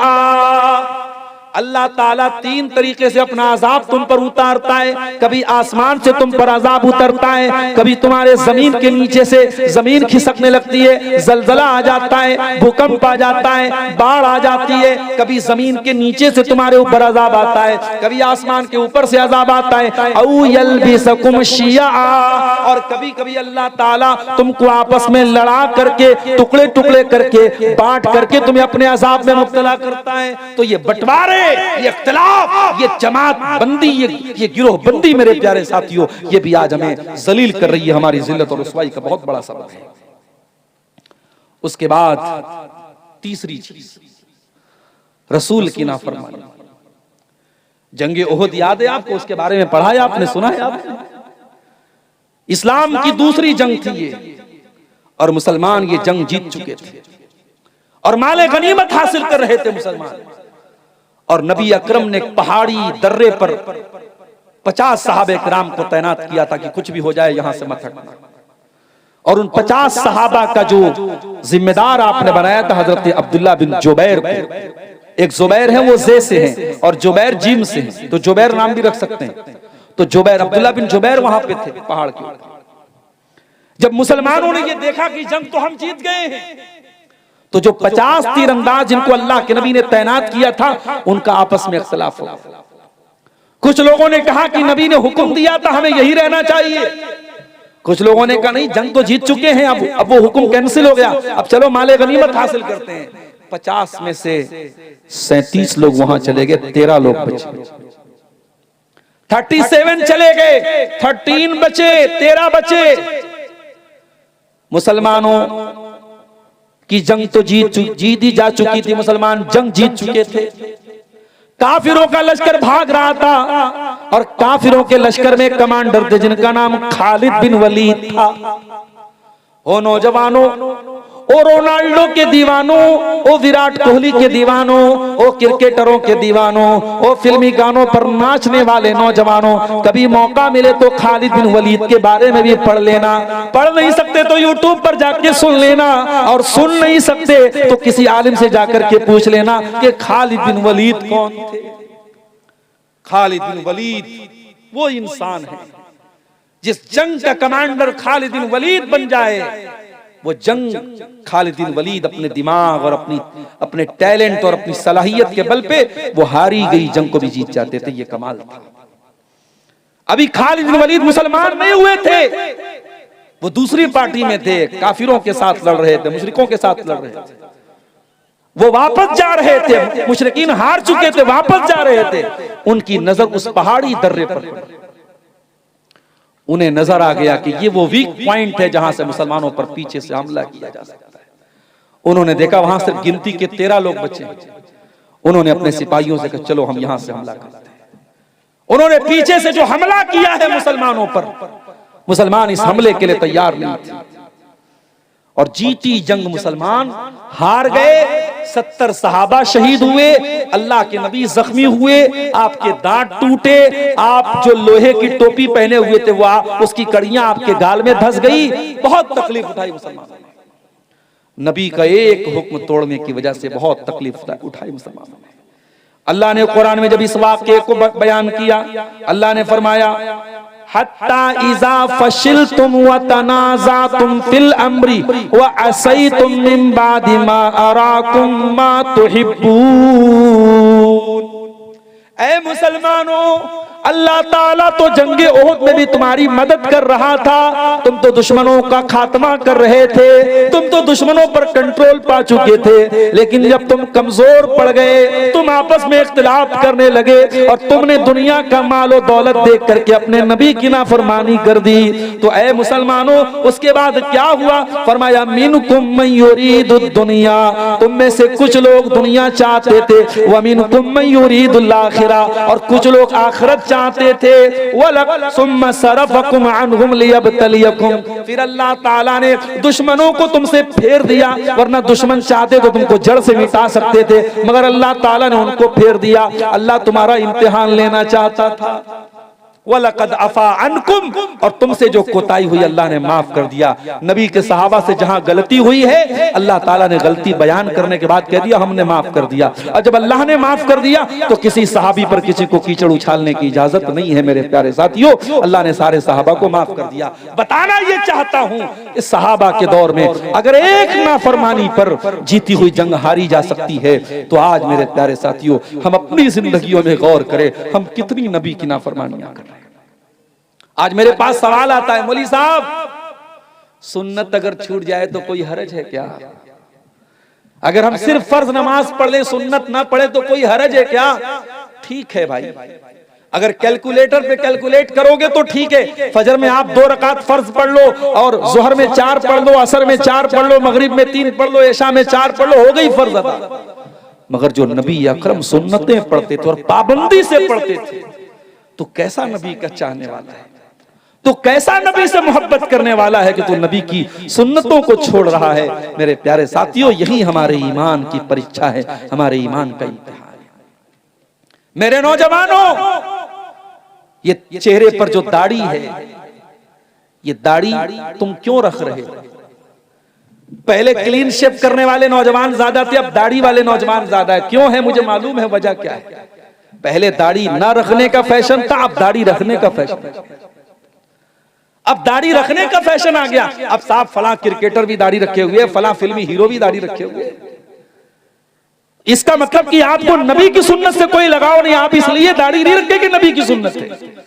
आपने दाढ़ी अगर रखी भी है तो इसलिए रखी है कि ये स्मार्टनेस की निशानी है, ये फैशन की निशानी है। आप फैशन की तकलीद कर रहे हैं, फैशन के पीछे आप पड़े। आपको नबी की सुन्नत से कोई प्यार नहीं है। नबी के दौर में एक सहाबी थे, उनके बाल थोड़े लंबे थे और कपड़ा उनका टखने के नीचे रहता था। नबी अकरम के सामने लोगों ने जिक्र किया कि अल्लाह के नबी आपके फला सहाबी है, नौजवान है, उनका बाल थोड़ा बड़ा बड़ा है और कपड़े टखने के नीचे रहते हैं। अल्लाह के नबी ने फरमाया निअमर रजुलु खुरैम, उनका नाम खुरैम था। बच्चा पैदा हो तो नाम रखो, प्यारा नाम है खुरैम। जैसे शुरैम लोग नाम रखते हैं, सुदैस नाम रखते हैं, तो खुरैम नाम भी रख सकते हैं, सहाबी का नाम। अच्छा, सहाबी के नाम की मीनिंग ना पता हो तब भी रख सकते हैं। अगर ये कन्फर्म है कि सहाबी का नाम है, आंख मूंद करके नाम रख दो। तो अल्लाह के नबी ने फरमाया खुरैम बहुत अच्छे सहाबी हैं, बहुत अच्छे इंसान हैं। लौला तूलु जिम्मतिही व इसबालु इजारिही, बस दो बातों की कमी है, बाल थोड़े लंबे हैं और कपड़ा टकने के नीचे रहता है। हजरत खुरैम रज़ी अल्लाह ताला अन्हु को किसी ने बताया, ऐ खुरैम आज नबी के सामने तेरा नाम लिया गया और नबी ने तेरी तारीफ की, तेरी प्रशंसा की, तेरी शान में नबी ने अच्छी बातें कही, मगर नबी ने कहा खुरैम बहुत अच्छा इंसान है, बस दो चीजों की कमी है, खुरैम के बाल बड़े लंबे लंबे और खुरैम का कपड़ा टकने के नीचे रहता है। ये दो कमी है, पूरी कर ले तो खुरैम बहुत अच्छा इंसान है। खुरैम अपनी बीवी से पूछने नहीं गया कि मैं लंबे बाल में अच्छा लगता हूं कि छोटे बाल में अच्छा लगता हूं। खुरैम अपनी बीवी के पास जाके नहीं बोले कि मेरा कपड़ा टकने के नीचे रहता, तुझे अच्छा लगता है कि नहीं लगता है। अगर नबी को अच्छा नहीं लगता है, बात खत्म। खुरैम ने कैंची उठाई, बाल छोटा किया और कपड़ा टकने के ऊपर करके उतना कपड़ा काट दिया। मेरे प्यारे साथियों, ये नबी के सहाबा थे। आज हम जो जलील और खार हैं वो इसीलिए खार हैं क्योंकि हम नबी की सुन्नतों से पीछे हैं, हम नबी की नाफरमानी कर रहे हैं। और कान खोल करके सुन लो, जब जिंदगी में नबी की नाफरमानी आएगी तो रोना पड़ेगा।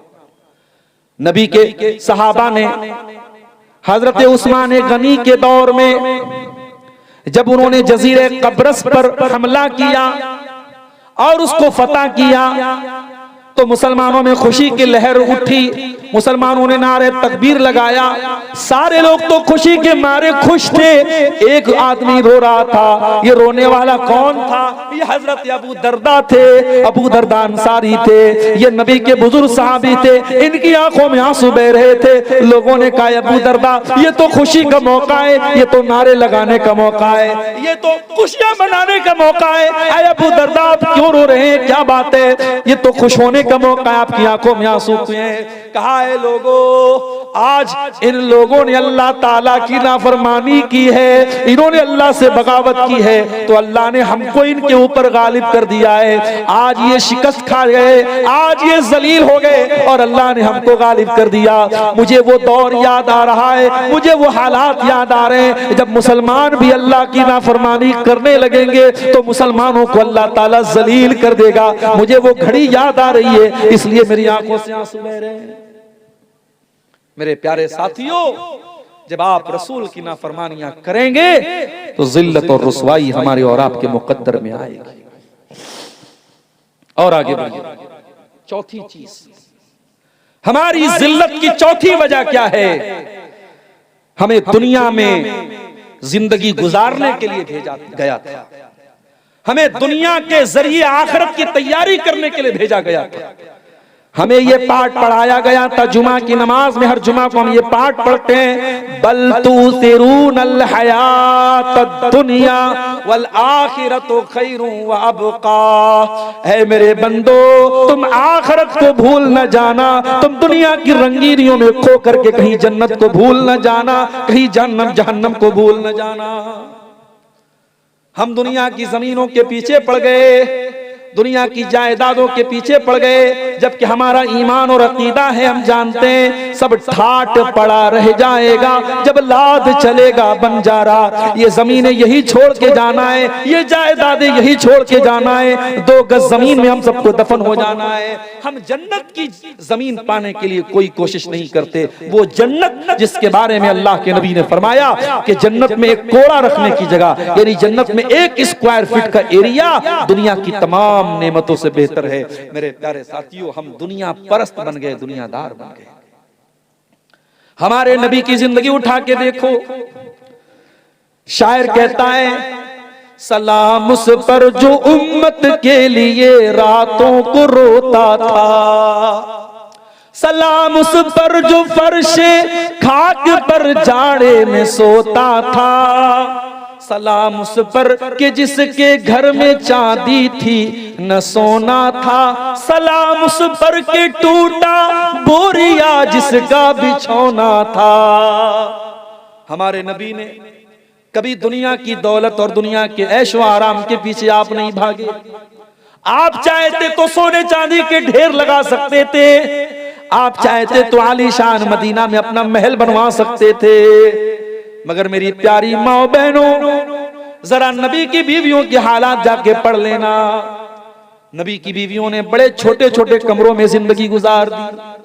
आज तुम्हारे घर में वॉशिंग मशीन भी आ गया, तुम्हारे घर में गैस का चूल्हा भी आ गया, सर्दी के मौसम में हीटर भी आ गया, चाय बनाने के लिए इलेक्ट्रिक केतली भी आ गई, आयरन करने के लिए इलेक्ट्रिक आयरन भी आ गया।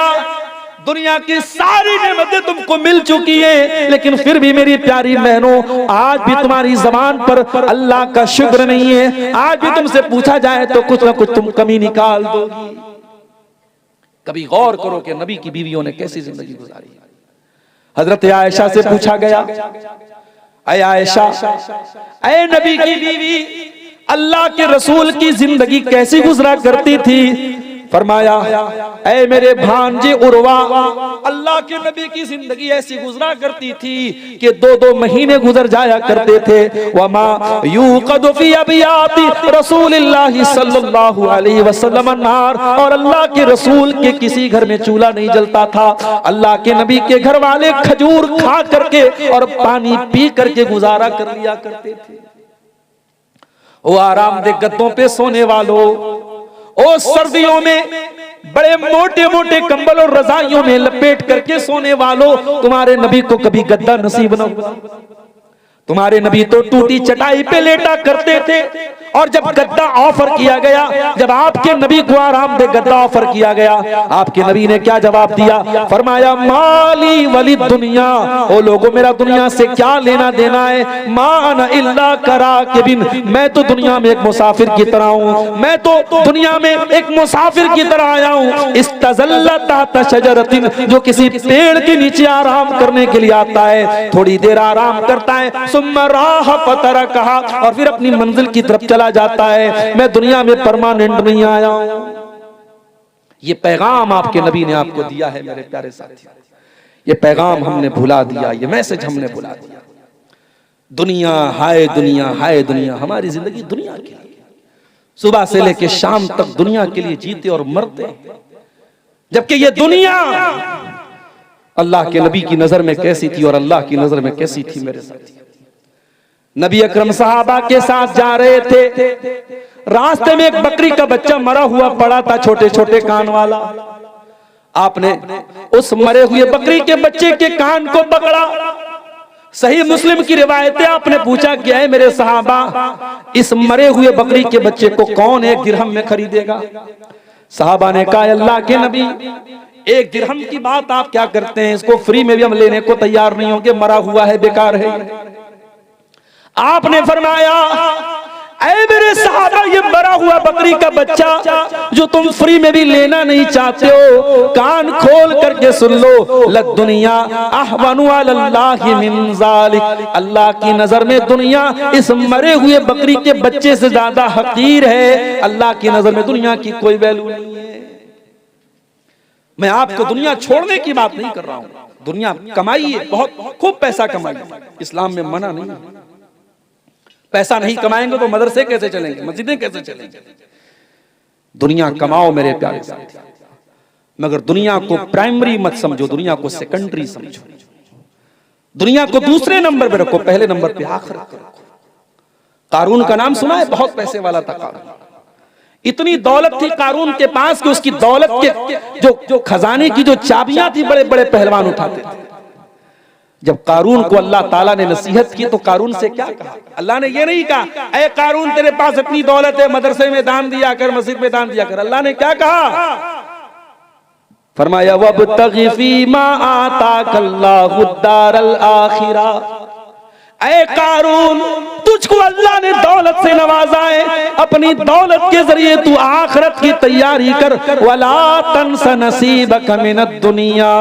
और ऐ कारून, दुनिया में जो तेरा हिस्सा है, अपनी दुनिया के हिस्से को भी तू मत भूल, दुनिया का भी हक अदा कर, लेकिन असल मकसद तू आखिरत को बना ले। तेरी जिंदगी का प्राइमरी मकसद आखिरत होना चाहिए। मेरे प्यारे साथियों, जब हम दुनिया परस्त बन गए तो हम वहीं से हमारी उल्टी गिनती शुरू हो गई और हम जलील हो गए। और ये खतरा था अल्लाह के रसूल, ये खतरा था अल्लाह के नबी को कि मेरी उम्मत दुनिया परस्त हो जाए। आपने एक मर्तबा सहाबा के सामने फरमाया, मल फक़रा अख्शा अलैकुम, ऐ मेरे सहाबा, मुझे इस बात का डर नहीं है कि तुम गरीब हो जाओगे, मुझे तुम्हारी गरीबी का डर नहीं है। वलाकिन अख्शा अलैकुम अन तुबसत अलैकुमुद दुनिया, मुझे डर इस बात का है कहीं दुनिया तुम पर कुशादा न कर दी जाए, कहीं दुनिया तुम पर फैला न दी जाए जैसे तुमसे पहले के लोगों पर फैला दी गई। फतनाफसूहा कमा तनाफसूहा, और जैसे पहले के लोग दुनिया हासिल करने के लिए लड़ा करते थे, तुम भी लड़ने लगो। फतुहलिककुम कमा अहलकतहुम, और दुनिया तुमको हलाक कर दे जैसे उनको हलाक किया था। तो ये चौथी चीज है मेरे प्यारे साथियों, हमारी दुनिया परस्ती भी हमारी जिल्लत और रुसवाई का एक बहुत बड़ा सबब है। और पांचवी चीज, हमारी इल्म दीन से दूरी। हमारे पास दीन की नॉलेज नहीं। कितने लोग हैं उनको नमाज का तरीका नहीं आता, वजू का तरीका नहीं, तयम्मुम का तरीका नहीं, जनाजे की नमाज का तरीका नहीं, नमाज की दुआएं याद नहीं, कुरान नहीं पढ़ा उन्होंने। इल्म दीन से हम बहुत दूर हैं मेरे साथ। और सीमांचल में मैं बार बार हर जलसे में एक बात कह रहा हूं और बड़ी जिम्मेदारी के साथ ये बात कह रहा हूं। और चूंकि यहां अंसारी बिरादरी के लोग बैठे हैं, आपसे भी कह रहा हूं, मैं उधर पाकुड़ और साहिबगंज में भी कह चुका हूं आपकी बिरादरी के लोगों से कि आपको अगर अपने समाज को जागरूक बनाना है तो जुमा का निजाम और मजबूत बनाइए। अपनी मस्जिदों में अच्छी तनख्वाह पर अच्छा इमाम रखिए जो तैयारी के साथ जुमा का खुतबा दे। और अगर 12 बजे जुमा का खुतबा शुरू होता है तो कोशिश कीजिए 11:30 बजे, पौने 12 बजे मस्जिद में पहुंच जाए। और अच्छे मौजुआत पर तकरीरें हो जुमा के खुतबे में। और उसके बाद आप बच्चों को भी लेके पहुंचिए और अपनी माओ बहनों को भी आप मस्जिद में उनका भी इंतजाम कराइए। आज अफसोस के साथ हमें कहना पड़ता है कि आज सीमांचल की 99% मस्जिदों में औरतों के लिए इंतजाम नहीं है, जो बहुत बड़ी कमी है आपके इलाके में। आप जलसों में औरतों का अरेंजमेंट करते हैं, बगैर औरतों के जलसा नहीं होता है, लेकिन आपकी मस्जिदों में हाँ उनका मुकम्मल पर्दे का इंतजाम कीजिए। जो औरत आए मुकम्मल पर्दे में आए, उनका दरवाजा अलग रखिए, एंट्री अलग रखिए, मगर रखिए आप। और आप यकीन कीजिए मेरे प्यारे साथियों, 1 साल तक अगर पाबंदी से अगर आपके घर की औरतें, हमारे घर की औरतें अगर जुमा में जाना शुरू कर दें तो बहुत दीन की मालूमात उनको हो जाएगी, बहुत सारी बुराइयों से वो ऑटोमेटिक बच जाएंगी। आज समाज की आधी बुराइयां औरतों की अज्ञानता और उनकी जहालत। अल्लाह के प्यारे नबी फरमाते हैं, तलबुल इल्म फरीज़तुन अला कुल्li मुस्लिम, इल्म हासिल करना हर मुसलमान मर्दो औरत पर फर्ज है। कौन सा इल्म? मेडिकल का नहीं। हमारी कौम के लोग डॉक्टर बने, अच्छी बात है, मगर ये कंपलसरी नहीं है।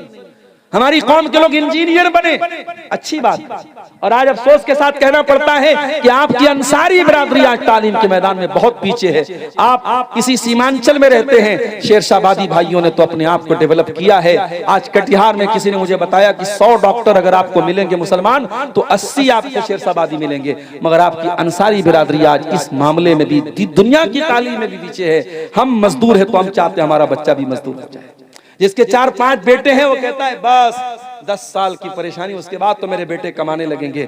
आपकी जिंदगी का एक ही मकसद है, बेटा बड़ा हो उसको मजदूरी करने के लिए भेज दिया जाए, काम करने के लिए भेज दिया जाए। मेरे प्यारे साथियों, कुछ कुर्बानी दे करके अपने बच्चों को तालीम के मैदान में भी आगे बढ़ाओ। कुछ बच्चे आपके डॉक्टर बने, कुछ बच्चियां आपकी डॉक्टर बने, कुछ बच्चे आपके इंजीनियर बने। आज असरी तालीम में भी हम पीछे हैं। और दीन की जो तालीम है, अल्लाह कौन है, रसूल कौन है, और ईमान क्या है, और इस्लाम क्या है, ये जो मोटी मोटी बातें हैं ये सबका जानना जरूरी है। उसके लिए भी आप मस्जिदों में मकतब कायम कीजिए। अल फलाह एकेडमी जैसे इदारे जो आपके बच्चों को दुनिया के साथ साथ दीन की तालीम देते हैं, इन इदारों से अपने बच्चों को जोड़िए। मेरे प्यारे साथियों, अफसोस के साथ कहना पड़ता है, आज दुनिया की तालीम तो थोड़ी बहुत हम हासिल भी कर रहे हैं, मगर दीन की तालीम में बहुत पीछे हैं। अल्लाह कुरान में कहता है, यालमून ज़ाहिरम मिनल हयातिद दुनिया व हुम अनिल आखिरति हुम गाफिलून, कि मेरे बंदे दुनिया की बहुत नॉलेज रखते हैं लेकिन आखिरत से बहुत गाफिल हैं, दीन से बहुत गाफिल हैं। मेरे प्यारे साथियों, आप दीन की जानकारी हासिल कीजिए। उसके बाद छठी चीज, यहूद और नसारा की अंधी तकलीद। आज जो गाना वायरल हो जाए फेसबुक और सोशल मीडिया पर, हमारे छोटे छोटे बच्चे भी गा रहे हैं। जो कपड़ा वायरल हो जाए, हमारे घर की लड़कियां भी पहनने लगती हैं। आपके घर में लड़कियां नकाब पहन रही हैं, नकाब में भी जो फैशन चल गया, नकाब के ऊपर माशाअल्लाह लिखा है तो माशाअल्लाह वाले नकाब बहुत मार्केट में आपको मिल जाएंगे। इस्लाम की शहजादी लिखा है तो शहजादी वाले माइक जो है आपको नकाब बहुत सारे मिल जाएंगे। मेरे भाइयों, फैशन के पीछे मत भागो, आप खुद अपना एक फैशन बनाओ। मैं कहता हूं, अगर मुसलमान नौजवान ढंग का लिबास पहने, टखने के ऊपर उसका कपड़ा हो, चाहे वो पैंट ही पहने, शर्ट ही पहने, कुर्ता पैजामा पहने, शेरवानी पहने, क्या ये फैशन नहीं? ये जो फैशन आपका इस्लामिक फैशन है, आप अपने आप को ऐसा बनाओ कि दुनिया आपको कॉपी करे। दुनिया को कॉपी मत करो मेरे प्यारे साथी। अल्लाह के प्यारे नबी फरमाते हैं, लतत्तबिउन्ना सुनन मन काना क़ब्लकुम शिब्रम बिशिब्रिन व ज़िराअम बिज़िराइन, तुम अपने से पहले के लोगों के तरीके पर चलोगे। अगर वो एक बित्ता चलेंगे तो तुम एक बित्ता चलोगे। बित्ता बूझ रहे हैं ना, समझ रहे हैं ना?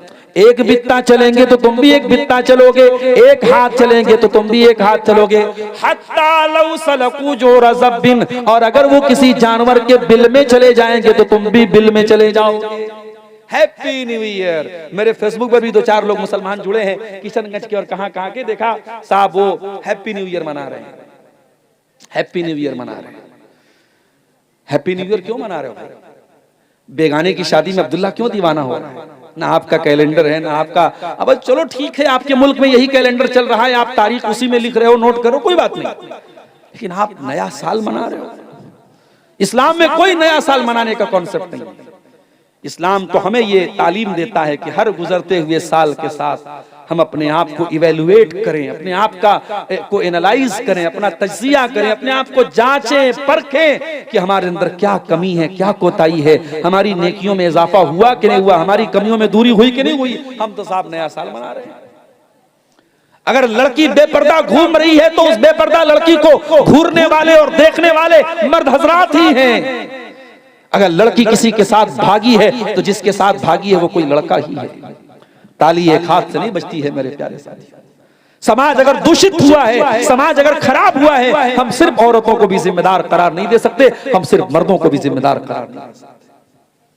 आज हमारी घर की औरतें जो बेपर्दगी हमारे यहाँ आई है, जो महरम गैर महरम का फर्क हमारे यहाँ मिटा है, जो देवर भाभी के बीच में जो सीमाएं होनी चाहिए वो सीमाएं क्यों नहीं है, जो जीजा साली के बीच में जो हदें होनी चाहिए वो हदें क्यों नहीं है, हमारे घर में पर्दे का माहौल क्यों नहीं है, हमारी जवान होने वाली बेटी जब घर से निकलती है तो बेपर्दा क्यों निकलती है, उसको टाइट किस्म के कपड़े कौन ला के दे रहा है, उसे बाइक पर घुमाने बेपर्दा कौन जा रहा है।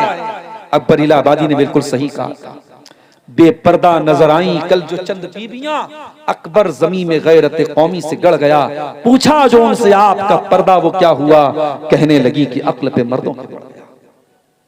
मेरी प्यारी माओ बहनों, मैं आपको भी यही संदेश देना चाहता हूं, आप अगर नकाब में निकलती हैं, पर्दे में निकलती हैं तो अपने पर्दे की लाज रखना। दुनिया आपके पर्दे को जब देखती है तो दुनिया आपके पर्दे को इस्लाम से जोड़ती है, और जब आप नकाब पहन करके कोई गलत काम करेंगी तो दुनिया ये नहीं कहेगी कि लड़की ने किया, दुनिया कहेगी इस्लाम की मानने वाली लड़की ने किया। ओ मेरी प्यारी माँ बहनों, अपने नकाब की लाज रखना, अपने पर्दे की लाज रखना, अपने हिजाब की लाज रखना, अपने हिजाब की इज्जत का ख्याल करना। अपने घर से जब भी निकलना तो नकाब और पर्दे में निकलना, और जब तक ये पर्दा है तुम्हारे अंदर तो सिर्फ एक ड्रेस इसको मत समझना। ये पर्दा एक कल्चर बताता है जो इस्लाम का कल्चर है। ये पर्दा दुनिया को ये मैसेज देता है कि आप इज्जतदार घर से आपका ताल्लुक है। और नौजवान लड़कों से कहना चाहूंगा कि अपनी निगाहों को नीची करके चलो। जमाना बहुत खराब है, बहुत बेहयाई फैल गई है, मगर अल्लाह ताला के आपको हिसाब देना पड़ेगा कि तुमने अपनी निगाहों को बेबाक कर दिया। क्यों तुमने अपनी निगाहों को आवारा छोड़ दिया? इन आंखों से गलत चीजों को अगर देखते हो तो ये आंखों का जिना है। अपनी आंखों को जिना से बचा लेना। इंस्टाग्राम और स्नैपचैट पर बेहुदा वीडियोस देखने वाले नौजवानों, अपनी आंखों के साथ साथ अपने शरीर को और अपनी जवानी को बर्बाद मत करो। कहीं ऐसा न हो कि ये गंदी चीजें देखते देखते तुम इस कदर कमजोर हो जाओ कि एक वो दिन आए कि जब तुम शादी के काबिल भी न बचो, तुम बीवी बच्चों के काबिल भी न बचो, तुम्हारी जिंदगी से रौनकें खत्म हो जाएं, तुम्हारी जिंदगी से खुशियां खत्म हो जाएं। और आखिरी बात बयान करके मेरे प्यारे साथियों मैं आपसे इजाजत लूंगा। वक्त काफी ज्यादा हो गया, सर्दी का मौसम है, मैं तबीयत की नासाजी के बावजूद काफी देर से आपके सामने खिताब कर रहा हूं। एक आखिरी पॉइंट पर बात खत्म करता हूं। आज हमारी जो जिल्लत और रुसवाई है मेरे प्यारे साथियों, उसमें एक बहुत बड़ी वजह तवक्कुल की कमी है। हमें अल्लाह की मदद पर यकीन नहीं है, हमें अल्लाह की तकदीर पर यकीन नहीं है। याद रखो, हम मुसलमान हैं और मुसलमान जिन चीजों पर ईमान रखता है उसमें से एक अल्लाह की तकदीर है। हमें अल्लाह की तकदीर पर भी हमारा ईमान है, हमारा ये अकीदा है कुल लन युसीबना इल्ला मा कतबल्लाहु लना। हमें नहीं पहुंच सकती कोई मुसीबत जब तक अल्लाह हमारे मुकद्दर में न लिख दे। अगर अल्लाह ने कोई मुसीबत हमारे मुकद्दर में लिख दी तो दुनिया की कोई ताकत हमें बचा नहीं सकती, और अल्लाह ने अगर बचाना लिखा है तो दुनिया की कोई ताकत हमें वो मुसीबत दे नहीं सकती। तवक्कुल करो, अल्लाह की जात पर यकीन करो, पक्के ईमान वाले बनो। अगर तुम्हारा ईमान पक्का होगा अल्लाह तुम्हें रुसवा नहीं करेगा। मेरे प्यारे साथियों, मैंने खुतबे मसनूना के बाद जो आयत पढ़ी थी उस आयत में यही पैगाम आपको दिया गया है, या अय्युहल्लज़ीना आमनू इन तंसुरुल्लाह यंसुरकुम व युसब्बित अक़दामकुम। ऐ ईमान वालो, जब तुम अल्लाह के दीन की मदद करोगे तो अल्लाह तुम्हारी मदद करेगा, और अल्लाह तुम्हें साबित कदम रखेगा, अल्लाह तुम्हारे कदम को मजबूत रखेगा, अल्लाह तुम्हें टूटने नहीं देगा, बिखरने नहीं देगा। याद करो अपने नबी के दौर के हालात।